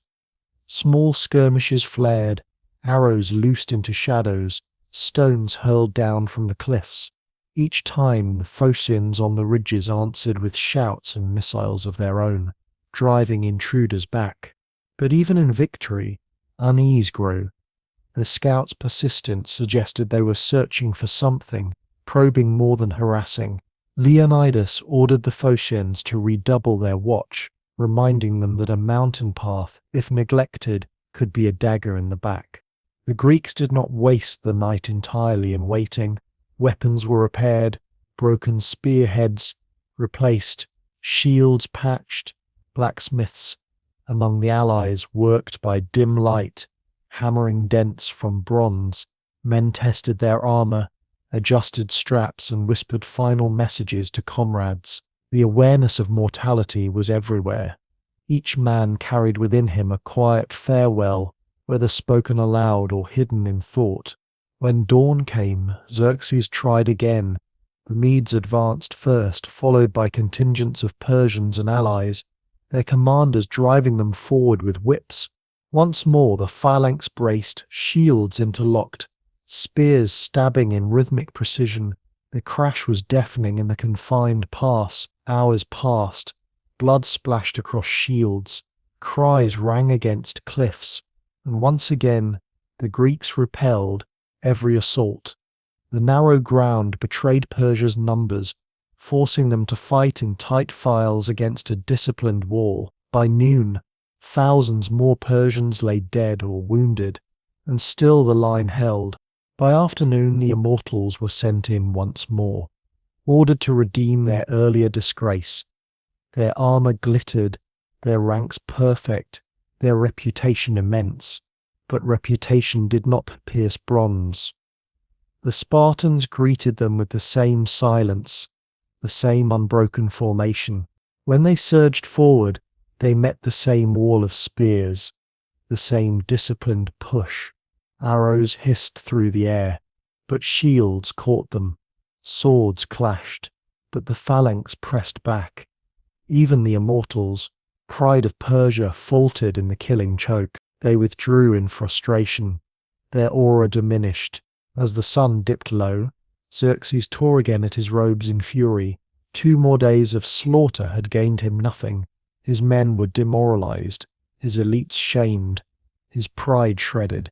The Greeks, by contrast, stood seemingly unbroken. Though exhausted, though wounded, they appeared almost defiant in their calm. From his throne, Xerxes could see them, men grooming their hair, laughing, standing as if they had not just fought for hours. The sight unsettled him more than defeat itself. That evening, in the Greek camp, the mood was reflective.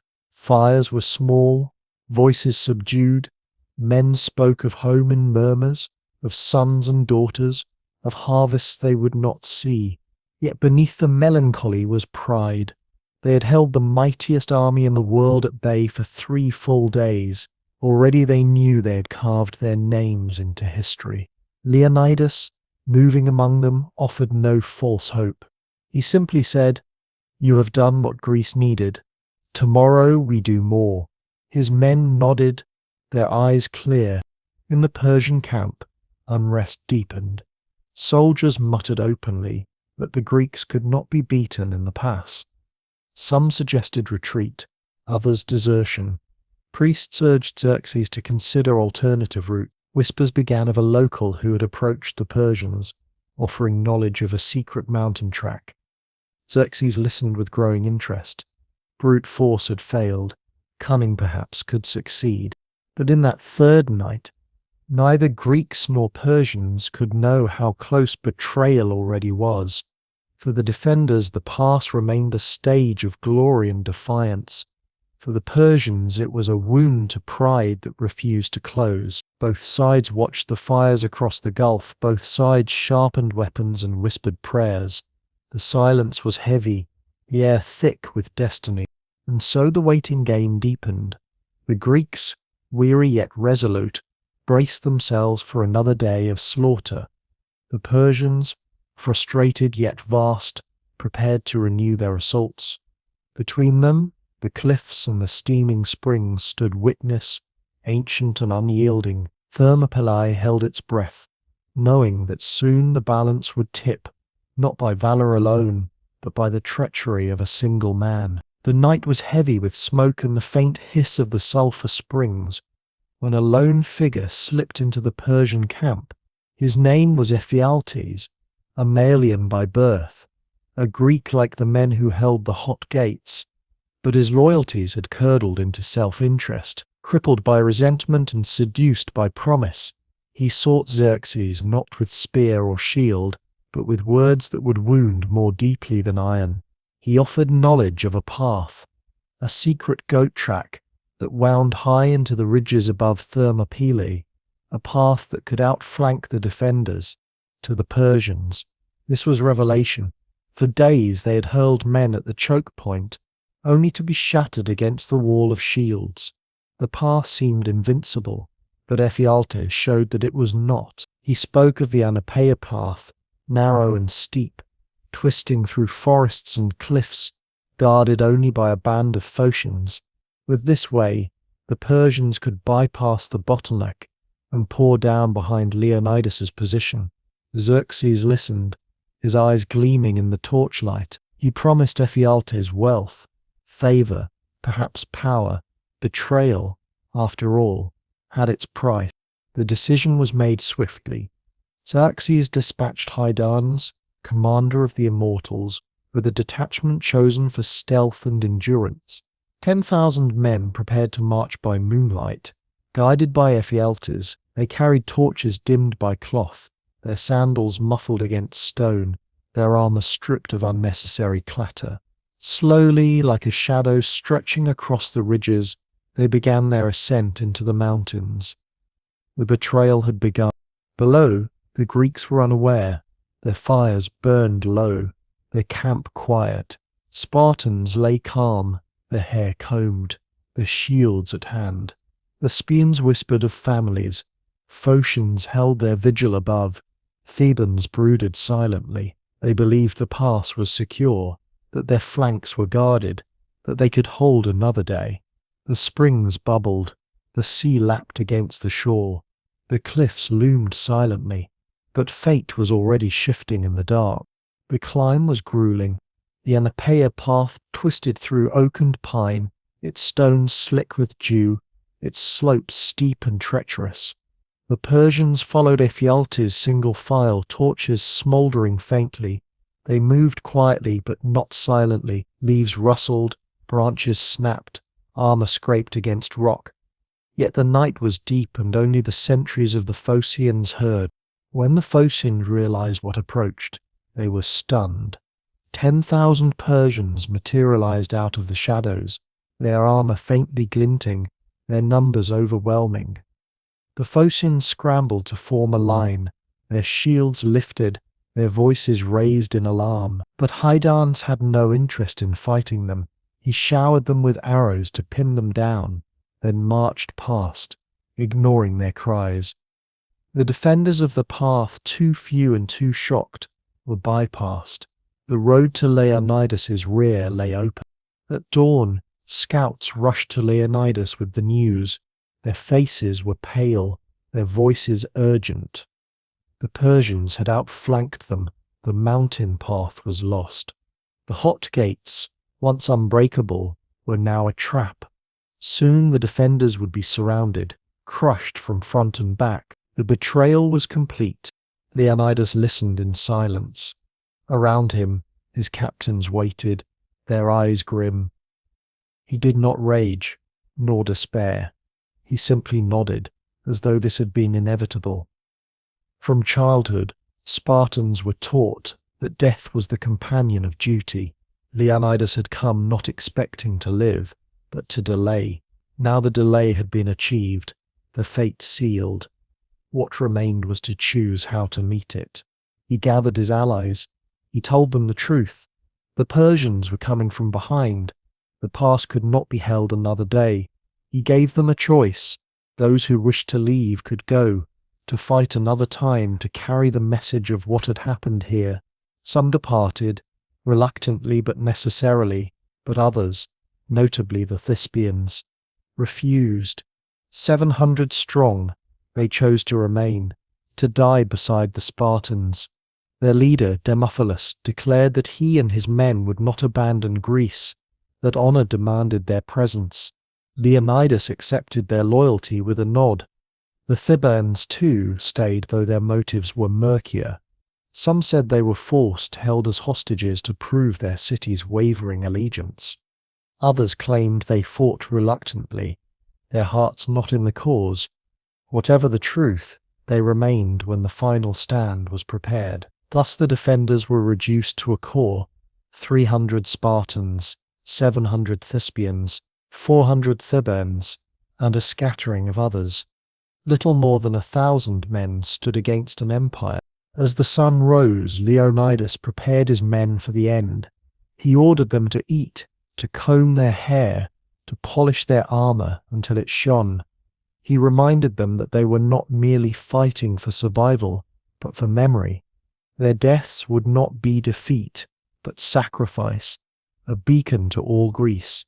Let every man hear, he said, fight so that when his name is spoken, it is spoken with honor.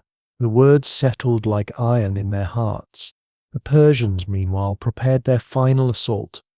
Hydarnes and his immortals descended from the ridges, ready to strike the Greeks from behind. Xerxes, confident now, prepared to crush the defenders in one overwhelming pincer. His pride would finally be appeased. His army restored to glory, the betrayal had given him the key, and he intended to use it without hesitation. Yet even in this moment, the Greeks did not yield. They formed their lines once more in the narrow pass, shields overlapping, spears bristling, their songs rising into the air. Thespians stood shoulder to shoulder with Spartans, their voices joined in hymns to Ares and Zeus. The bands muttered, their eyes wary, but their shields were raised nonetheless. The cliffs echoed with the sound of bronze striking bronze, of men preparing for their last ball. Ephialtes, the traitor, lingered in the Persian camp, awaiting his reward. He imagined riches, titles, safety under Persian favor. Yet his name, though he did not yet know it, would become a curse among Greeks, a word synonymous with betrayal, a stain that no wealth could wash away. While Leonidas prepared to die, remembered, Ephialtes prepared to live despised. The air thickened with anticipation. The Persians massed in front. Hydarnes' men crept closer from behind, and the Greeks braced for the final clash. Thermopylae, the hot gates, the narrow throat of the world, had become a tomb prepared by treachery. The defenders knew it. The Persians knew it. Even the gods, it seemed, leaned closer to watch, and so the betrayal was complete. The pass that had held against countless waves was undone not by force, but by the greed of one man. The Greeks, though doomed, refused to bend. They would fight not for victory, but for eternity. Their stand would outlive the traitor, outlive Xerxes, outlive even the stones of the pass. For sometimes it is in defeat that the greatest victories are born. The morning light fell cold on the cliffs of Thermopylae when Leonidas received the full report. Scouts and messengers, their sandals torn from scrambling down goat tracks, confirmed what he already sensed. The Persians had taken the path through the mountains. Ephialtes' betrayal was no rumor. Hydarnes and his immortals were advancing swiftly behind the ridges, preparing to descend into the rear of the pass. What had been a choke point of strength was now a trap, and every man inside it would soon be caught between hammer and anvil. Leonidas listened in silence, his weathered face calm. Around him, captains of the allies argued, some urging retreat, others demanding they stay. The Phocians protested that they had been outnumbered on the path and could not hold it. The Thebans shifted uncomfortably, murmuring half-hearted offers of loyalty. The Thespians, by contrast, declared firmly that they would not abandon the Spartans. Amid the clamour, Leonidas raised his hand, and silence fell. His voice was low, steady, almost conversational. He reminded them of why they had come: to delay the Persians, to buy time for the cities of Greece to prepare. That time had now been bought. The mission was fulfilled. The cost had always been their lives. Now the payment was due. He offered allies the choice to depart. "Go and live to fight again," he said. "Carry word of what was done here so that all Hellas may know we stood." His eyes softened as he looked at the Spartans. "But we will stay. This is our duty." Many of the allies did withdraw, their faces torn between relief and shame. The Phocians, exhausted and bitter, departed to guard their homeland. Others drifted south to spread the warning. But the Thespians stood firm. Their leader, Thermopylae, refused to leave, declaring that his men would share the fate of the Spartans. Leonidas nodded solemnly, recognizing their courage.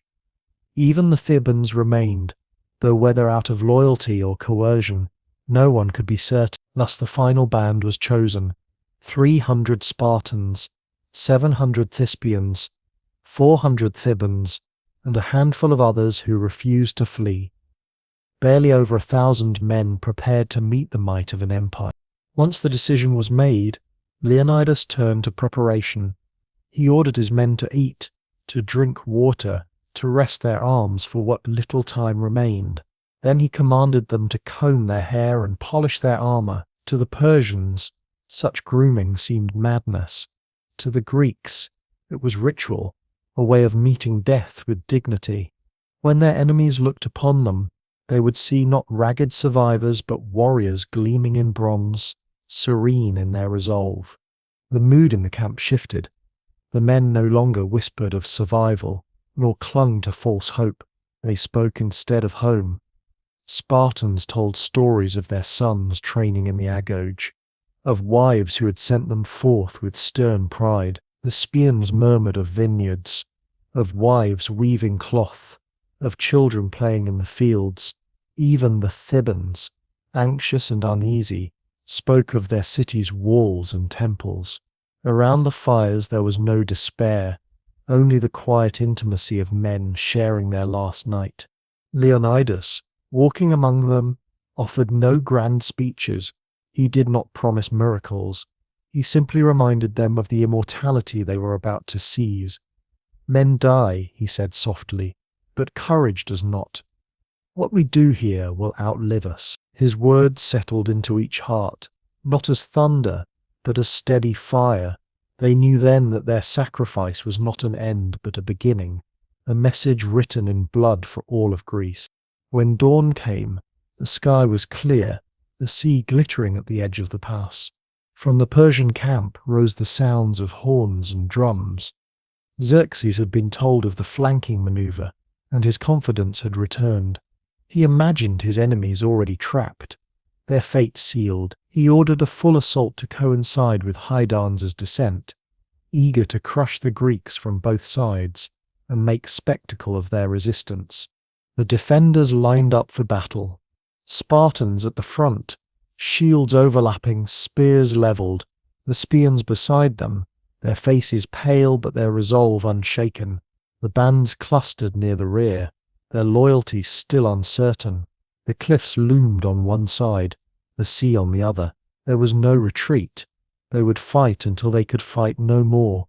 As the Persians advanced, the Greeks surged forward in one last defiant charge. The narrow pass rang with the clash of bronze on iron, with the cries of the wounded, and the roar of men determined to sell their lives dearly. They pushed with shields, thrust with spears, fought with knives and teeth when weapons broke. The air filled with dust, sweat and blood, but still they held, forcing Persians to pay for every step. By midday, Hydarnes and his immortals had descended from the ridges. The trap was sprung. Leonidas's men were hemmed in, the sea before them, Persians pressing from front and rear. Yet there was no panic. They simply tightened their formation, spears stabbing outward in both directions, shields braced against all sides. They knew it was the end, but they intended to make that end a legend. At the height of the battle, Leonidas himself fell. Accounts differ. Some say he was pierced by arrows, others that he was struck by multiple spears, but all agree that his body became the focus of the fight. The Spartans fought like men possessed, struggling to retrieve his corpse, to keep it from Persian hands. They succeeded, dragging it back behind their lines, though at terrible cost. To them, preserving the body of their king was as sacred as preserving their honor. The battle raged on, even as weapons broke. Men fought with swords, then with daggers, then with fists and stones.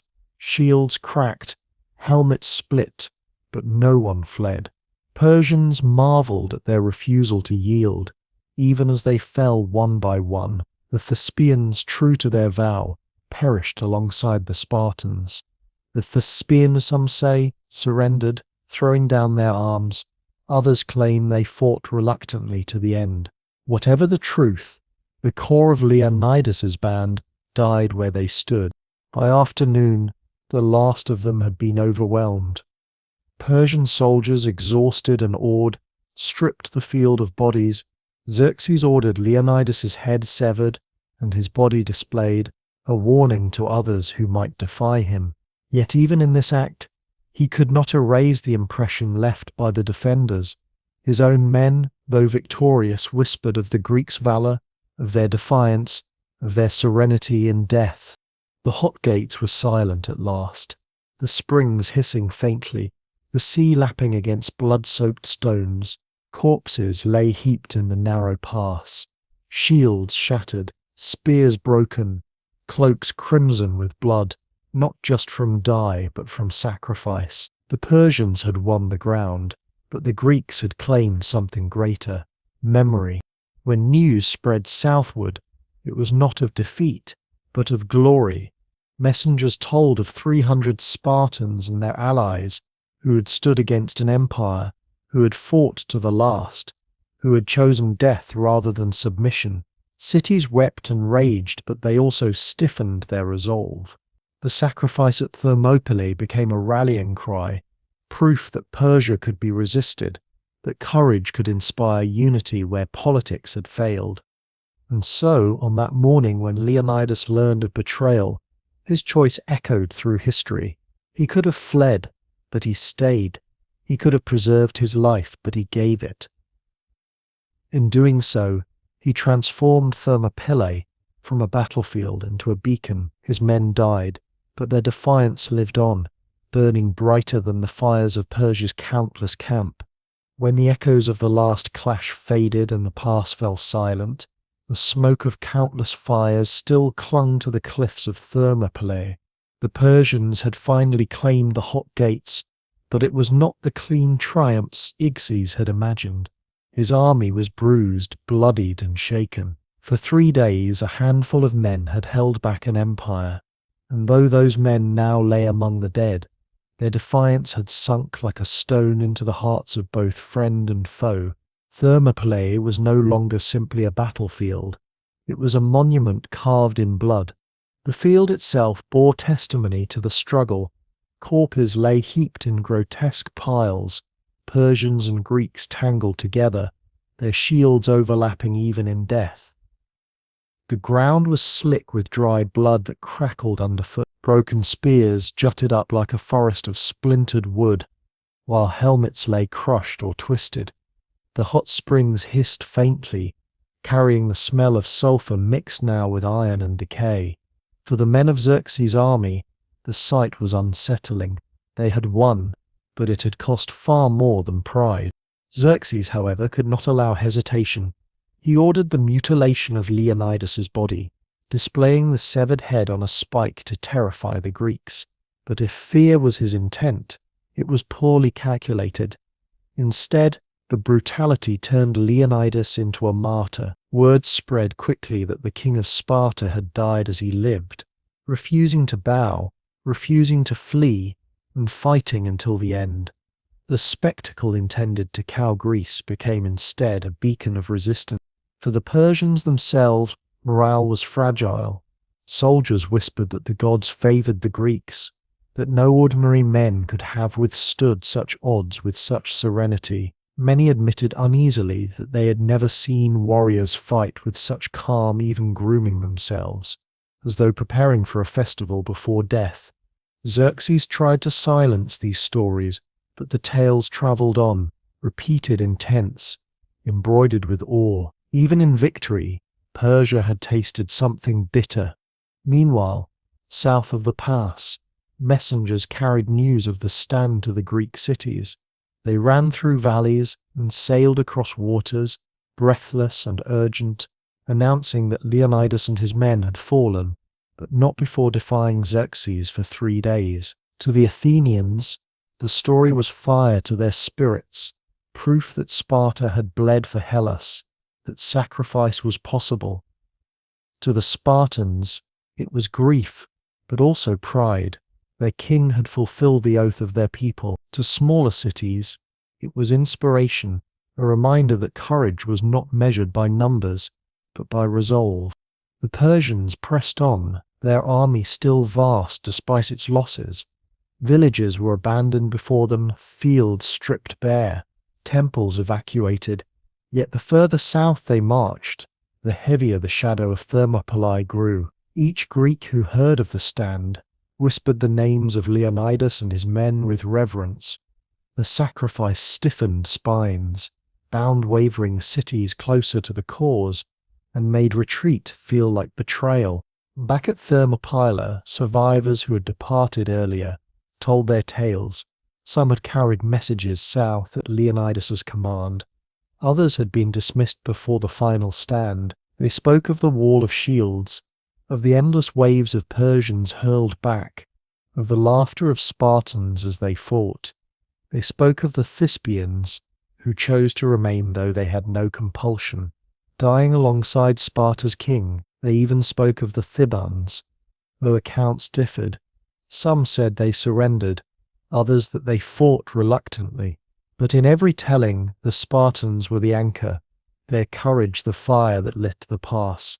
The Persians could march on, but the memory of the hot gates marched with them.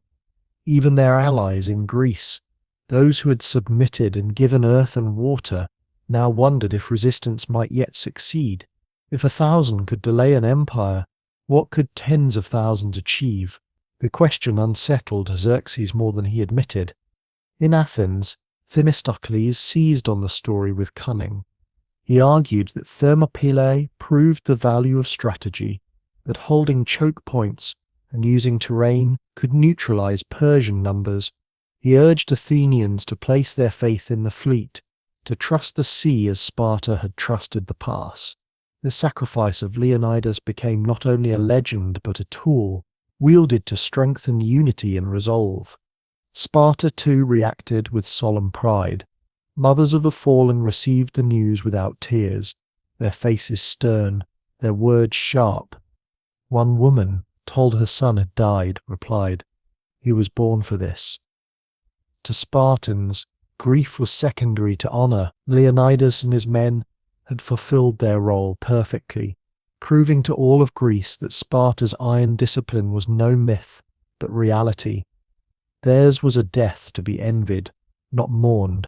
For Xerxes, however, the cost of victory at Thermopylae weighed heavily. His army had lost thousands, his pride had been wounded, and the aura of invincibility was cracked.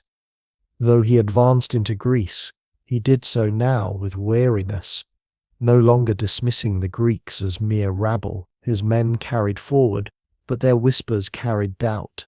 Among the Persians, Ephialtes received his reward, promises of gold and safety, but his name was already cursed among the Greeks.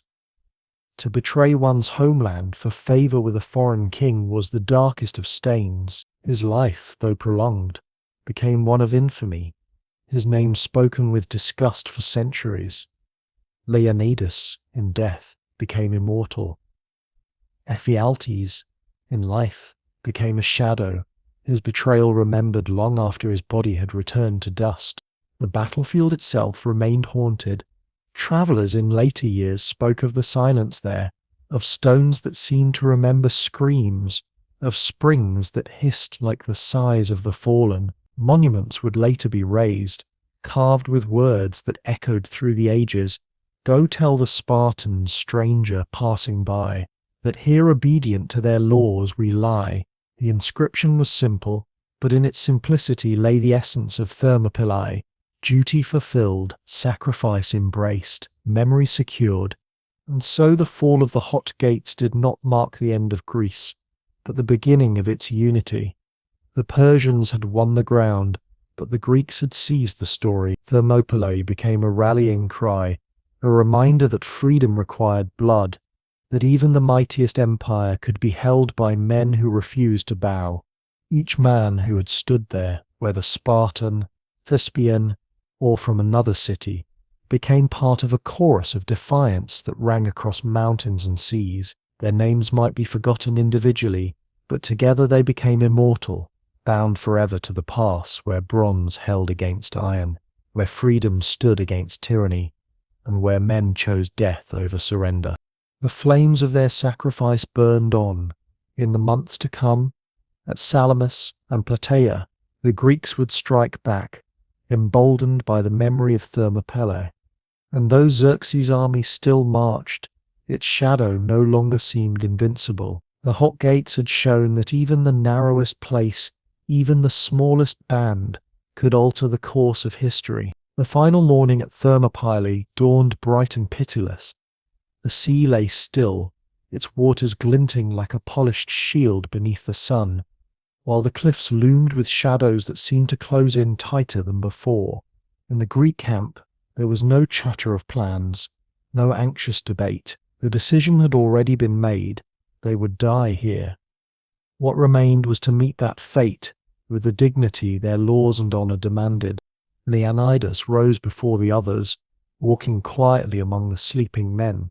He paused by clusters of Spartans, Thespians and Thebans, listening to their steady breathing, the occasional murmur of dreams. Some stirred and looked up, but he gave only a nod, as though to remind them silently that their king was present. When the sun finally crested the ridges, he summoned them all. "Eat and prepare," he said. "This is the day we show the world how Greeks die." The men gathered what food remained, chewing slowly, their eyes thoughtful. It was not a breakfast for strength, but a ritual of farewell. Spartans quoted proverbs about death and duty, their voices wry. The Spartans whispered prayers to their household gods. Even the Thebans, restless and fearful, sat quietly, their shields beside them. It was a communion of the doomed, a final meal taken not for survival but for remembrance. After eating, they bathed in the springs, the hot waters steaming around their bodies. They combed their hair carefully, braiding it with deliberate pride. Armor was polished until it gleamed, helmets adjusted until they fit snugly. Spears were tested, swords sharpened. Every man made himself ready as if for a festival. This was no accident. To Spartans, beauty before death was a statement. They would not meet Hades ragged, but radiant. Their enemies would see them not as broken, desperate men, but as warriors prepared to enter eternity on their own terms. Leonidas himself prepared quietly. He wore his crimson cloak, its folds heavy with symbolism, hiding wounds and blood. His face was calm, his eyes sharp. When a Spartan asked him what message they should send to their ancestors in the underworld, he replied dryly, "Tell them we obeyed the laws of Sparta." There was no drama in his tone, only certainty. That certainty spread like flame through his men. Before lining up, Leonidas addressed them one final time. He did not roar or preach, but spoke evenly, almost gently. "We cannot stop them, but we can show them that Greece cannot be bought, cannot be broken, cannot be made to bow. Let them remember us not for victory, but for defiance. Let them see that freedom is worth more than life." and let us die as men of honor so that others may live free." His words were brief, but in their simplicity lay immense weight. The allies answered with silence, but it was a silence heavy with agreement. The Thespians stood shoulder to shoulder with the Spartans, their eyes set with grim resolve. Their leader, Demophiles, lifted his spear and declared, "We shall not leave you." Leonidas gave him a nod of respect, for he knew these men had chosen death freely, without compulsion. That choice bound them to the Spartans in a brotherhood deeper than blood. The Thebans lingered at the edge, uncertain. Some claimed they had been forced to stay, that Leonidas had kept them as hostages.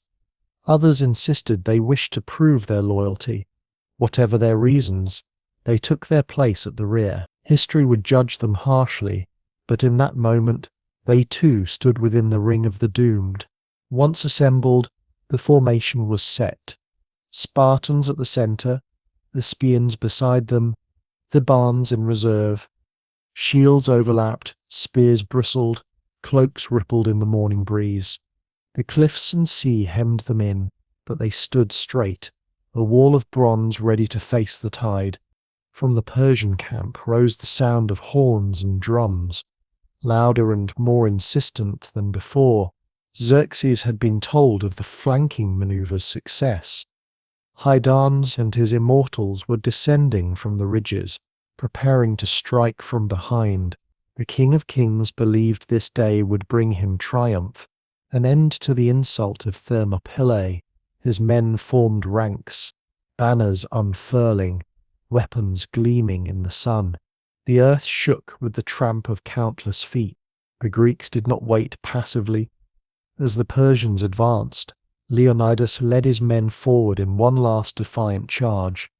They met the enemy with ferocity, spears thrusting, shields smashing, swords flashing when shafts broke, dust billowed into the air, screams echoed against stone, and blood slicked the ground. The Persians, though countless, recoiled at the sheer ferocity of the defenders. Once again the narrow pass betrayed their numbers, forcing them into tight files where discipline beat chaos. The fighting was relentless. Persians hurled themselves forward, driven by whips and shouts, but the Greeks killed them in heaps. Leonidas moved at the front, striking with calm precision, his crimson cloak flowing around him. Spartans and Thespians alike fought as if already dead. Unflinching, unyielding, they cut through ranks of foes, pushing them back, leaving the pass littered with corpses. Xerxes, watching from his throne, clenched his fists in rage. But the Persians pressed again, and again and again. Their archers filled the sky with arrows. Their infantry surged forward in endless waves. Slowly the Greek spears shattered, their shields cracked, their armor dented. They fell back step by step, still killing, still resisting. The Thespians, though fewer, matched the Spartans in resolve, their voices rising in defiant cries even as their numbers dwindled. By midday, Hydans and his immortals had reached the rear. The trap closed. The Greeks were surrounded, pressed from both front and back, their formation compressed into a knot of bronze and flesh. Yet they did not scatter. They tightened their shields, braced their shoulders, and fought on. Spears gone, they drew swords. Swords broken, they seized daggers. Daggers lost, they hurled stones. Fought with bare hands. Bit, clawed, refused to yield. The air was a furnace of dust, sweat and blood. Men screamed, horses shrieked. The clash of iron was deafening. Yet amid the chaos, there was still a strange serenity. The defenders had accepted death long before. Now they simply enacted it, each man writing his epitaph with blade and body. At the height of the battle, Leonidas fell, struck by arrows, spears, or both accounts differ. He collapsed amid the press. His men roared in fury, surging to protect his body. They fought like wild beasts, dragging his corpse back, refusing to let Persians claim it. For Spartans, to guard their king even in death was sacred. They died by the dozens, but they succeeded. Leonidas's body remained with his men, shrouded in shields, honored even in the chaos. The slaughter continued into the afternoon. One by one the defenders fell, until only a ragged handful remained. They retreated to a small hillock, surrounded on all sides, their shields broken, their weapons little more than splinters. There they made their last stand, hurling stones and curses, their eyes blazing. Persians closed in, arrows raining down, spears stabbing from every side. At last, the last Greek fell, buried beneath a mountain of foes. The pass was silent once more, save for the hiss of the springs and the cries of scavenging birds. Xerxes, furious, ordered Leonidas's body mutilated, his head placed on a spike. Yet even in this act, he could not erase what had been done. His army had won the ground, but it had not broken the spirit of Greece. The sacrifice of Leonidas and his men was already legend, carried on the lips of survivors and echoing in the hearts of all who had heard. The final morning had ended in slaughter, but it was a slaughter that lit a fire. Greece, fractured and uncertain, now had a symbol, a reminder that freedom demanded blood, that even in death there could be victory. Thermopylae had fallen, but the story of that day would rise higher than any Persian banner. The last stand at Thermopylae was unlike any battle the world had ever seen. With Leonidas fallen and his body dragged behind the shield wall, the Greeks seemed only to grow fiercer. The Persians pressed from every side, certain that now, at last, the defenders would collapse. But instead, the Spartans and their allies surged forward in a frenzy, fighting not with hope of survival, but with a clarity that came only when death was certain. The Spartans braced themselves in the phalanx, though their spears were mostly shattered. Many wielded swords dulled by endless cuts, their blades nicked and bent. Some carried Persian weapons taken from the fallen, curved scimitars, axes, daggers. When even those broke, they fought with rocks, snatched from the ground, with fists, with teeth. The Thespians stood beside them, never breaking ranks, never seeking escape. The Thebans lingered uneasily, some throwing down arms, some fighting reluctantly, caught between loyalty and fear. Yet the knot of defenders remained unbroken, a stubborn island in a flood of enemies. Persian archers filled the sky with arrows again, darkening the sun. Yet the Greeks did not falter. They fought in shadow, cutting down any who came close. The ground was slick with blood, the stones littered with bodies. Each step forward for the Persians cost dozens of lives. Xerxes, watching from his throne, shifted restlessly, his face hard. He had won the numbers, but what he saw was not victory, it was defiance carved into stone. The battle swelled into chaos. Spartans leapt over corpses to strike, their cloaks soaked crimson with blood that was no longer only dye. The Spartans shouted their families' names as they struck, as though to send them echoing into eternity. Persians surged again and again, but each wave broke against the knot of shields. Even as exhaustion bent the defenders' knees, they rose again, hacking, thrusting, refusing to yield. When the immortals closed in, eager to redeem themselves after earlier humiliation, they too found themselves checked. They pressed hard, stabbing and slashing, but Spartans met them with equal fury. Shields slammed, blades pierced, men grappled hand to hand in the dust. At one point a Spartan ripped a Persian's helmet away and crushed his skull against the rocks. Another, disarmed, hurled himself bodily into the enemy, dragging 3 men down with him. These were not the movements of soldiers seeking victory. They were the convulsions of martyrs writing their defiance in flesh. By midday, the hillock near the pass had become the defenders' last refuge. They drew back slowly, forming a ring, their shields dented, their spears gone, They stood shoulder to shoulder, facing outward on all sides. Around them lay mounds of corpses, Persian and Greek alike. The air was thick with dust and the stench of iron. The springs hissed nearby as if boiling in sympathy with the fury of the fight. Leonidas's body lay in their midst, guarded fiercely. Spartans and Thespians alike fought to keep Persians from touching it. When one group of immortals broke through, the Greeks hurled themselves at them with wild abandon, forcing them back. Though many fell in the effort to protect their king, even dead was a duty greater than life. The Persians encircled the hillock completely. Hydarnes urged his men forward, while Xerxes ordered that the last defenders be buried in arrows. Clouds of shafts hissed down, striking shields, armor, flesh. Men grunted, staggered, collapsed. Still the ring held. Some pulled arrows from their bodies and fought on. Others snapped them in half and used the shafts as weapons. The sight horrified even Persian commanders, who muttered that such men were possessed by madness or gods. At last, the Persians surged in from every side. The Greeks fought with daggers, with broken blades, with bare hands.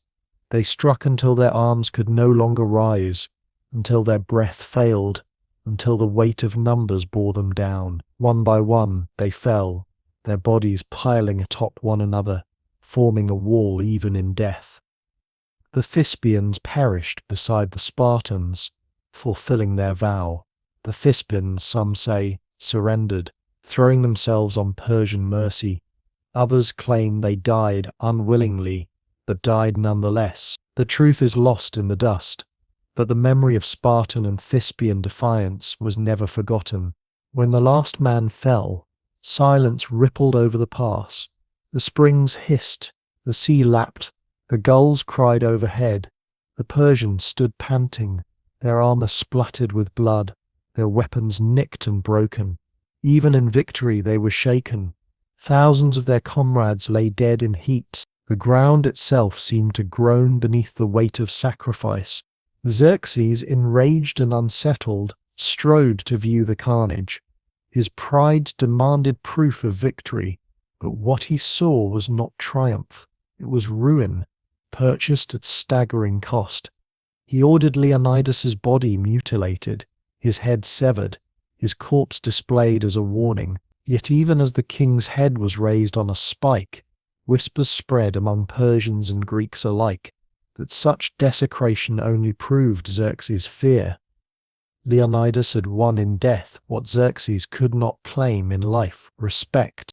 The hot gates, once a mere passage, were now a shrine. The corpses of defenders lay like offerings to the gods of war. The stones drank their blood, the cliffs echoed their cries. Travellers in later years would stand here and feel the weight of it. They would say the place hummed with memory, that the springs hissed like whispers of the fallen, that the wind itself carried the song of defiance. Southward, word spread like wildfire. Messengers carried the tale of the last stand, their voices trembling with awe.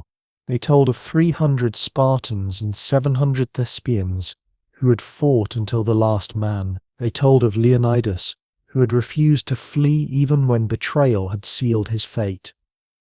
They told of men who laughed at death, who fought in shadow when arrows blotted the sun, who died standing rather than kneeling. The cities of Greece heard, and their hearts hardened. Athens, preparing its fleet, took courage.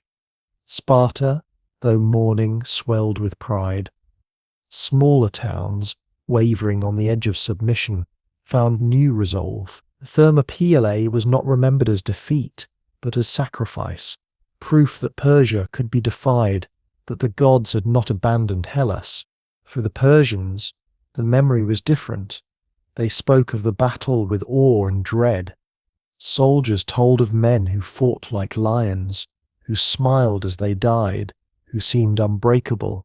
Some whispered that gods themselves had fought beside the Greeks, cloaked in bronze. Even immortals, stripped of their aura of invincibility, admitted uneasily that they had faced something greater than flesh. Ephialtes, the traitor, waited for his reward. Xerxes promised him wealth and favor, but his name became poison in Greece. For centuries it would be spat as a curse. To betray Thermopylae was to betray not just men, but the idea of freedom itself. Leonidas's name would be sung, Ephialtes' name would rot. The hillock where the last defenders fell would later bear an epitaph, carved simply but with weight. Go tell the Spartans, stranger passing by, that here obedient to their laws we lie. It was more than poetry. It was truth. Those who had stood at Thermopylae had obeyed the call of their laws. Their honor, their freedom, their obedience had outlasted their flesh. And so the last stand of the Spartans and their allies became a beacon. It did not stop the Persian army.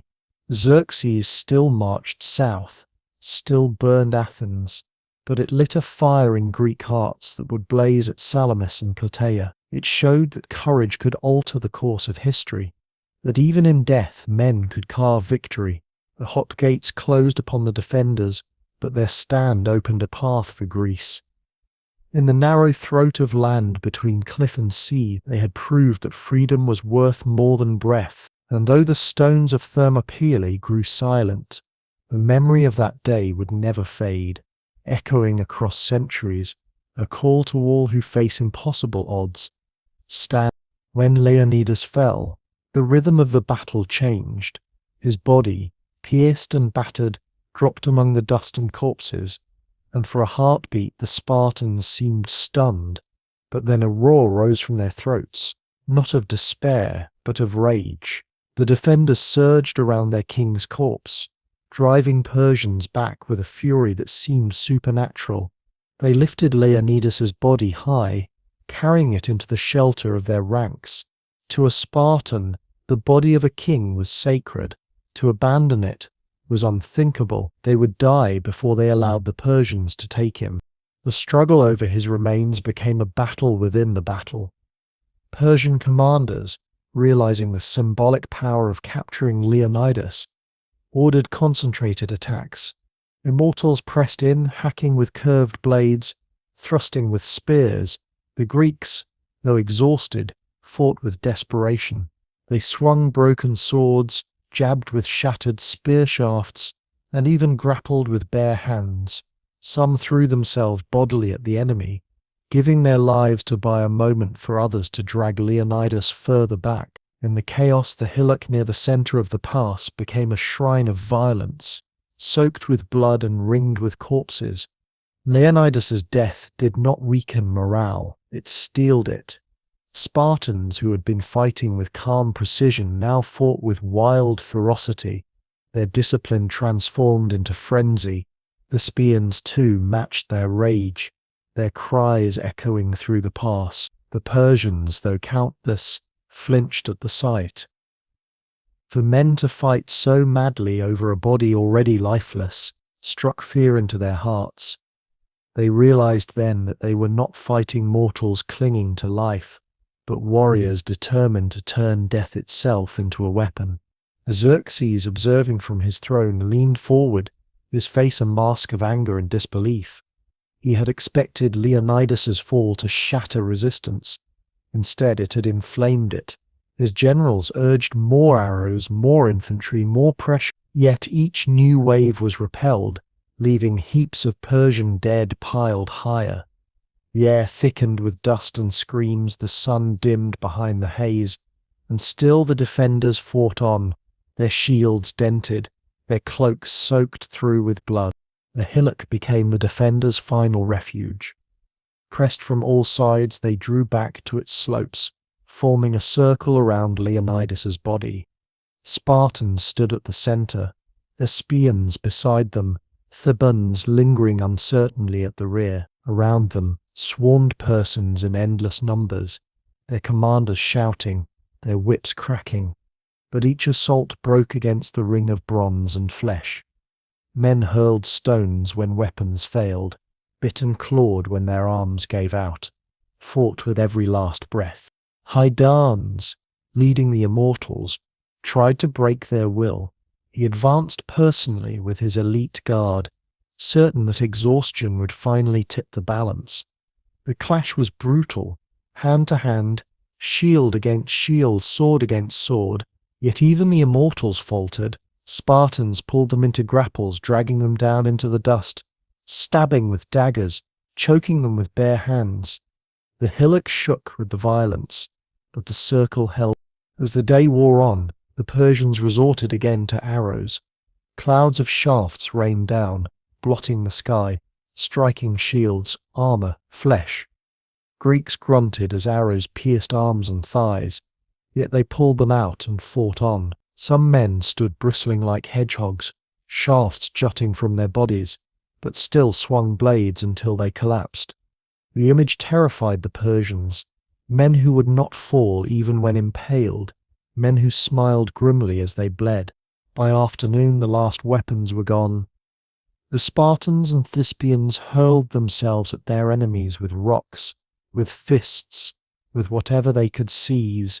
They fought like animals, snarling, spitting, dragging Persians down into the dust. The ground itself seemed alive with struggle, a writhing knot of limbs and steel.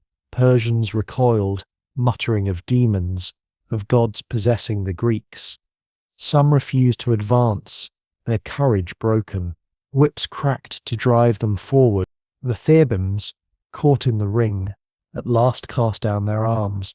They raised hands in surrender, begging Xerxes for mercy. Some accounts say they were spared, marked forever as cowards. Others claim Persians cut them down in the chaos. Contemptuous of their late submission, whatever their fate, the Thebans' surrender did nothing to save the stand. The Spartans and Thespians fought on, unyielding, unbroken even in the jaws of death. At last, sheer weight crushed them. Persians pressed from every side, arrows rained in endless clouds, spears stabbed from all angles. One by one, the defenders fell. They collapsed atop one another, a pile of bodies forming a final wall. The last Spartans fought with stones, with nails, with teeth, until they too were dragged down. The last Thespians shouted defiance, calling their city's name as they died, and then silence rolled over the pass. The hot gates, once echoing with the clash of bronze and the cries of defiance, grew quiet. The springs hissed faintly, the sea lapped against the rocks, the gulls wheeled overhead. The defenders were gone, their bodies strewn across the hillock, their king's corpse mutilated at Xerxes' order. Yet the silence was not victory. It was heavy, oppressive, filled with the memory of men who had chosen death over submission. Xerxes ordered Leonidas' head placed on a spike, displayed before his army. He believed it would break the Greek spirit, but the act backfired. Even his own men, though silent, whispered uneasily.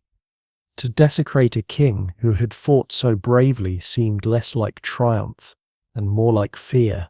The Persians had the ground, but they had not broken the Greeks' will.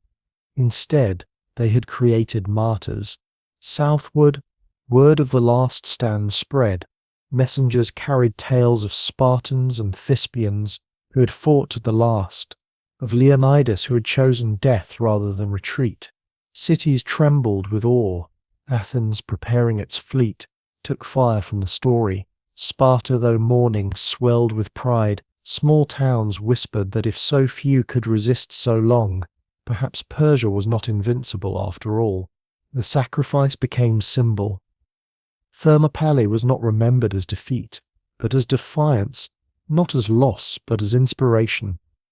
The Greeks understood that freedom demanded blood, that unity required sacrifice. Leonidas and his men had given both. Their names, etched into stone, would live forever. Even the Persians carried the memory. Soldiers told of men who fought like lions, who smiled as they died, who seemed immune to fear. Some swore they had seen gods among the Greeks, figures shining in bronze. The aura of Persian invincibility was cracked. Thermopylae had shown that empire could bleed. Ephialtes, the traitor, received his reward, but his name rotted in history. For centuries, Greeks spat his name as a curse, the embodiment of betrayal. Leonidas's name was sung in songs. Ephialtes' name was hissed in disgust. One man chose gold and lived despised. Another oaths death and lived immortal.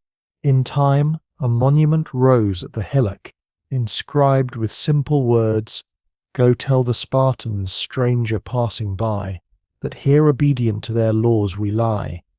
The epitaph captured the essence of the stand: obedience not to Xerxes, not to fear, but to their own laws, their own freedom. Their bodies rotted, but their obedience became eternal. Thus the fall of Leonidas and his men was not an end, but a beginning. It lit a fire that burned at Salamis, at Plataea, at Mycale. It showed Greece that empire could be resisted, that freedom was worth blood, that even in death there could be victory. Thermopylae became a story not of loss but of awakening, a reminder that sometimes the greatest triumph is to stand, to fall, and to inspire the world with the courage of defiance. When the smoke cleared from the pass and the last cries of the wounded faded into silence, Thermopylae was transformed. It was no longer a road between cliffs and sea, but a graveyard, a furnace of memory. The Persians, victorious yet shaken, sifted through piles of corpses, while gulls circled overhead. The hot springs hissed as always, but now their vapour seemed like the breath of the dead rising into the sky. The empire had won the ground, but the Greeks had won something far greater: the power of story. News travelled swiftly. Messengers, their sandals torn, their throats hoarse, ran through valleys and across straits, carrying the tale of the last stand. They spoke of Leonidas, who had chosen death when retreat was possible. They spoke of Spartans who fought until their swords broke, then fought with their hands. They spoke of Thespians who refused to abandon the field, standing shoulder to shoulder with Sparta's finest. These tales spread like wildfire, growing with each telling, until Thermopylae was no longer simply a battle, it was legend. In Athens, the story arrived as the city prepared for evacuation. Women and children boarded ships, their faces streaked with tears, while men sharpened oars and polished triremes.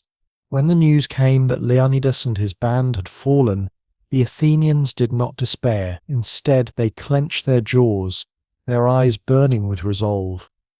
If 300 could resist an empire on land, then Athens would resist it at sea. Thermopylae became their rallying cry, proof that sacrifice could defy tyranny.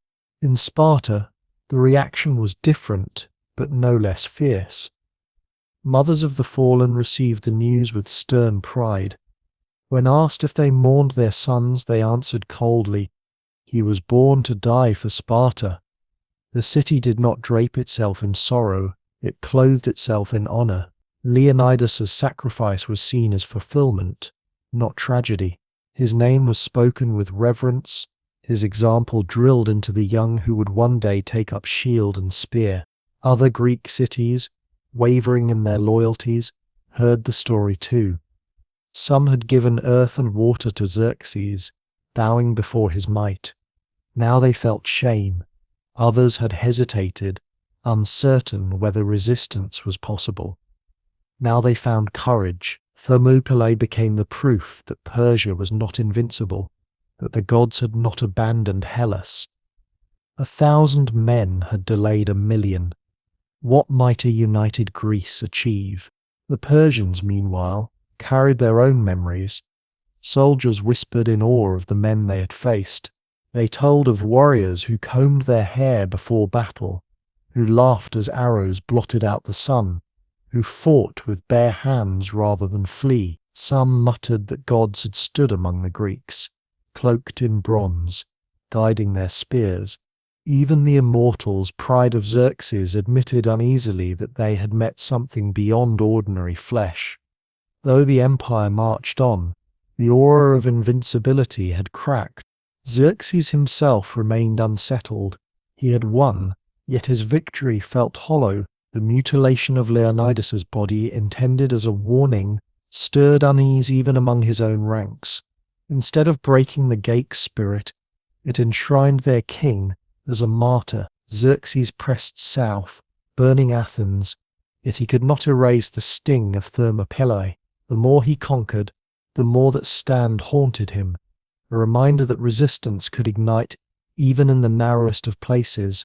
Ephialtes, the traitor, received his promised reward, but his name, already cursed, spread quickly across Greece. To betray Thermopylae was to betray not just men, but the very idea of freedom. For centuries his name would be spat as an insult, a synonym for treachery. He lived, but despised. Leonidas died, but immortal. Their fates were the mirror of each other, teaching generations that honor outlives breath, while betrayal rots even in life. At the hillock where the last defenders fell, the Greeks would later raise a monument. Its inscription was stark, carved in stone with quiet dignity. "Go tell the Spartans, stranger passing by, that here obedient to their laws we lie." Those words captured the essence of the stand. The Spartans had not fought for glory or plunder, but because their laws demanded it, because their honor required it. They had obeyed, and in obedience they had found eternity. The Thespians, too, were remembered. Though overshadowed by Sparta's fame, their sacrifice was no less profound. They had no obligation to remain, yet they chose to. Their city paid dearly, later ravaged by Persia, its people scattered, but their courage lived on in memory. When Greeks recited the story, they spoke of Thespians beside Spartans, men who stood not because law compelled them, but because their hearts refused to yield. The Thebans, by contrast, carried the weight of suspicion. Some said they surrendered at the last moment, seeking Persian favor. Others insisted they fought reluctantly until overwhelmed.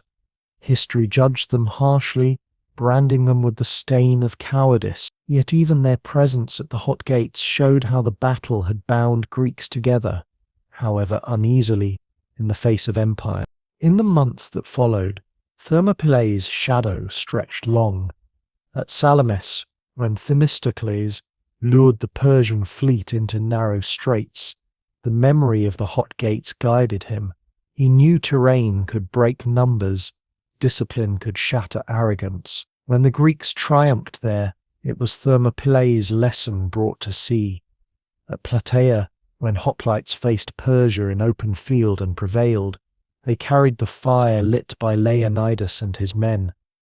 Thermopylae was present in every thrust of spear, every clash of shield, every cry of freedom. For centuries, poets and historians retold the story. Herodotus preserved the details, weaving fact and legend together until they became inseparable. Later generations embroidered it further, painting Spartans as flawless heroes, Persians as faceless hordes. Yet the truth was richer. Men of many cities stood together, allies and rivals alike, bound by necessity. They were flawed, fearful, exhausted, yet they chose to stand. That choice, more than perfection, gave Thermopylae its power. Even beyond Greece, the story travelled. Other peoples, hearing of it, saw in it a universal lesson that courage is not the absence of death, but the refusal to bow before it. In far lands, where empires rose and fell, the name of Thermopylae became a symbol, whispered when free men faced overwhelming odds. The hot gates, though narrow in geography, widened into a gateway of meaning for all who valued freedom. And so the wind down of the story is gentle. Imagine standing there centuries later, when the battlefield is quiet, the springs still bubbling, the sea still lapping.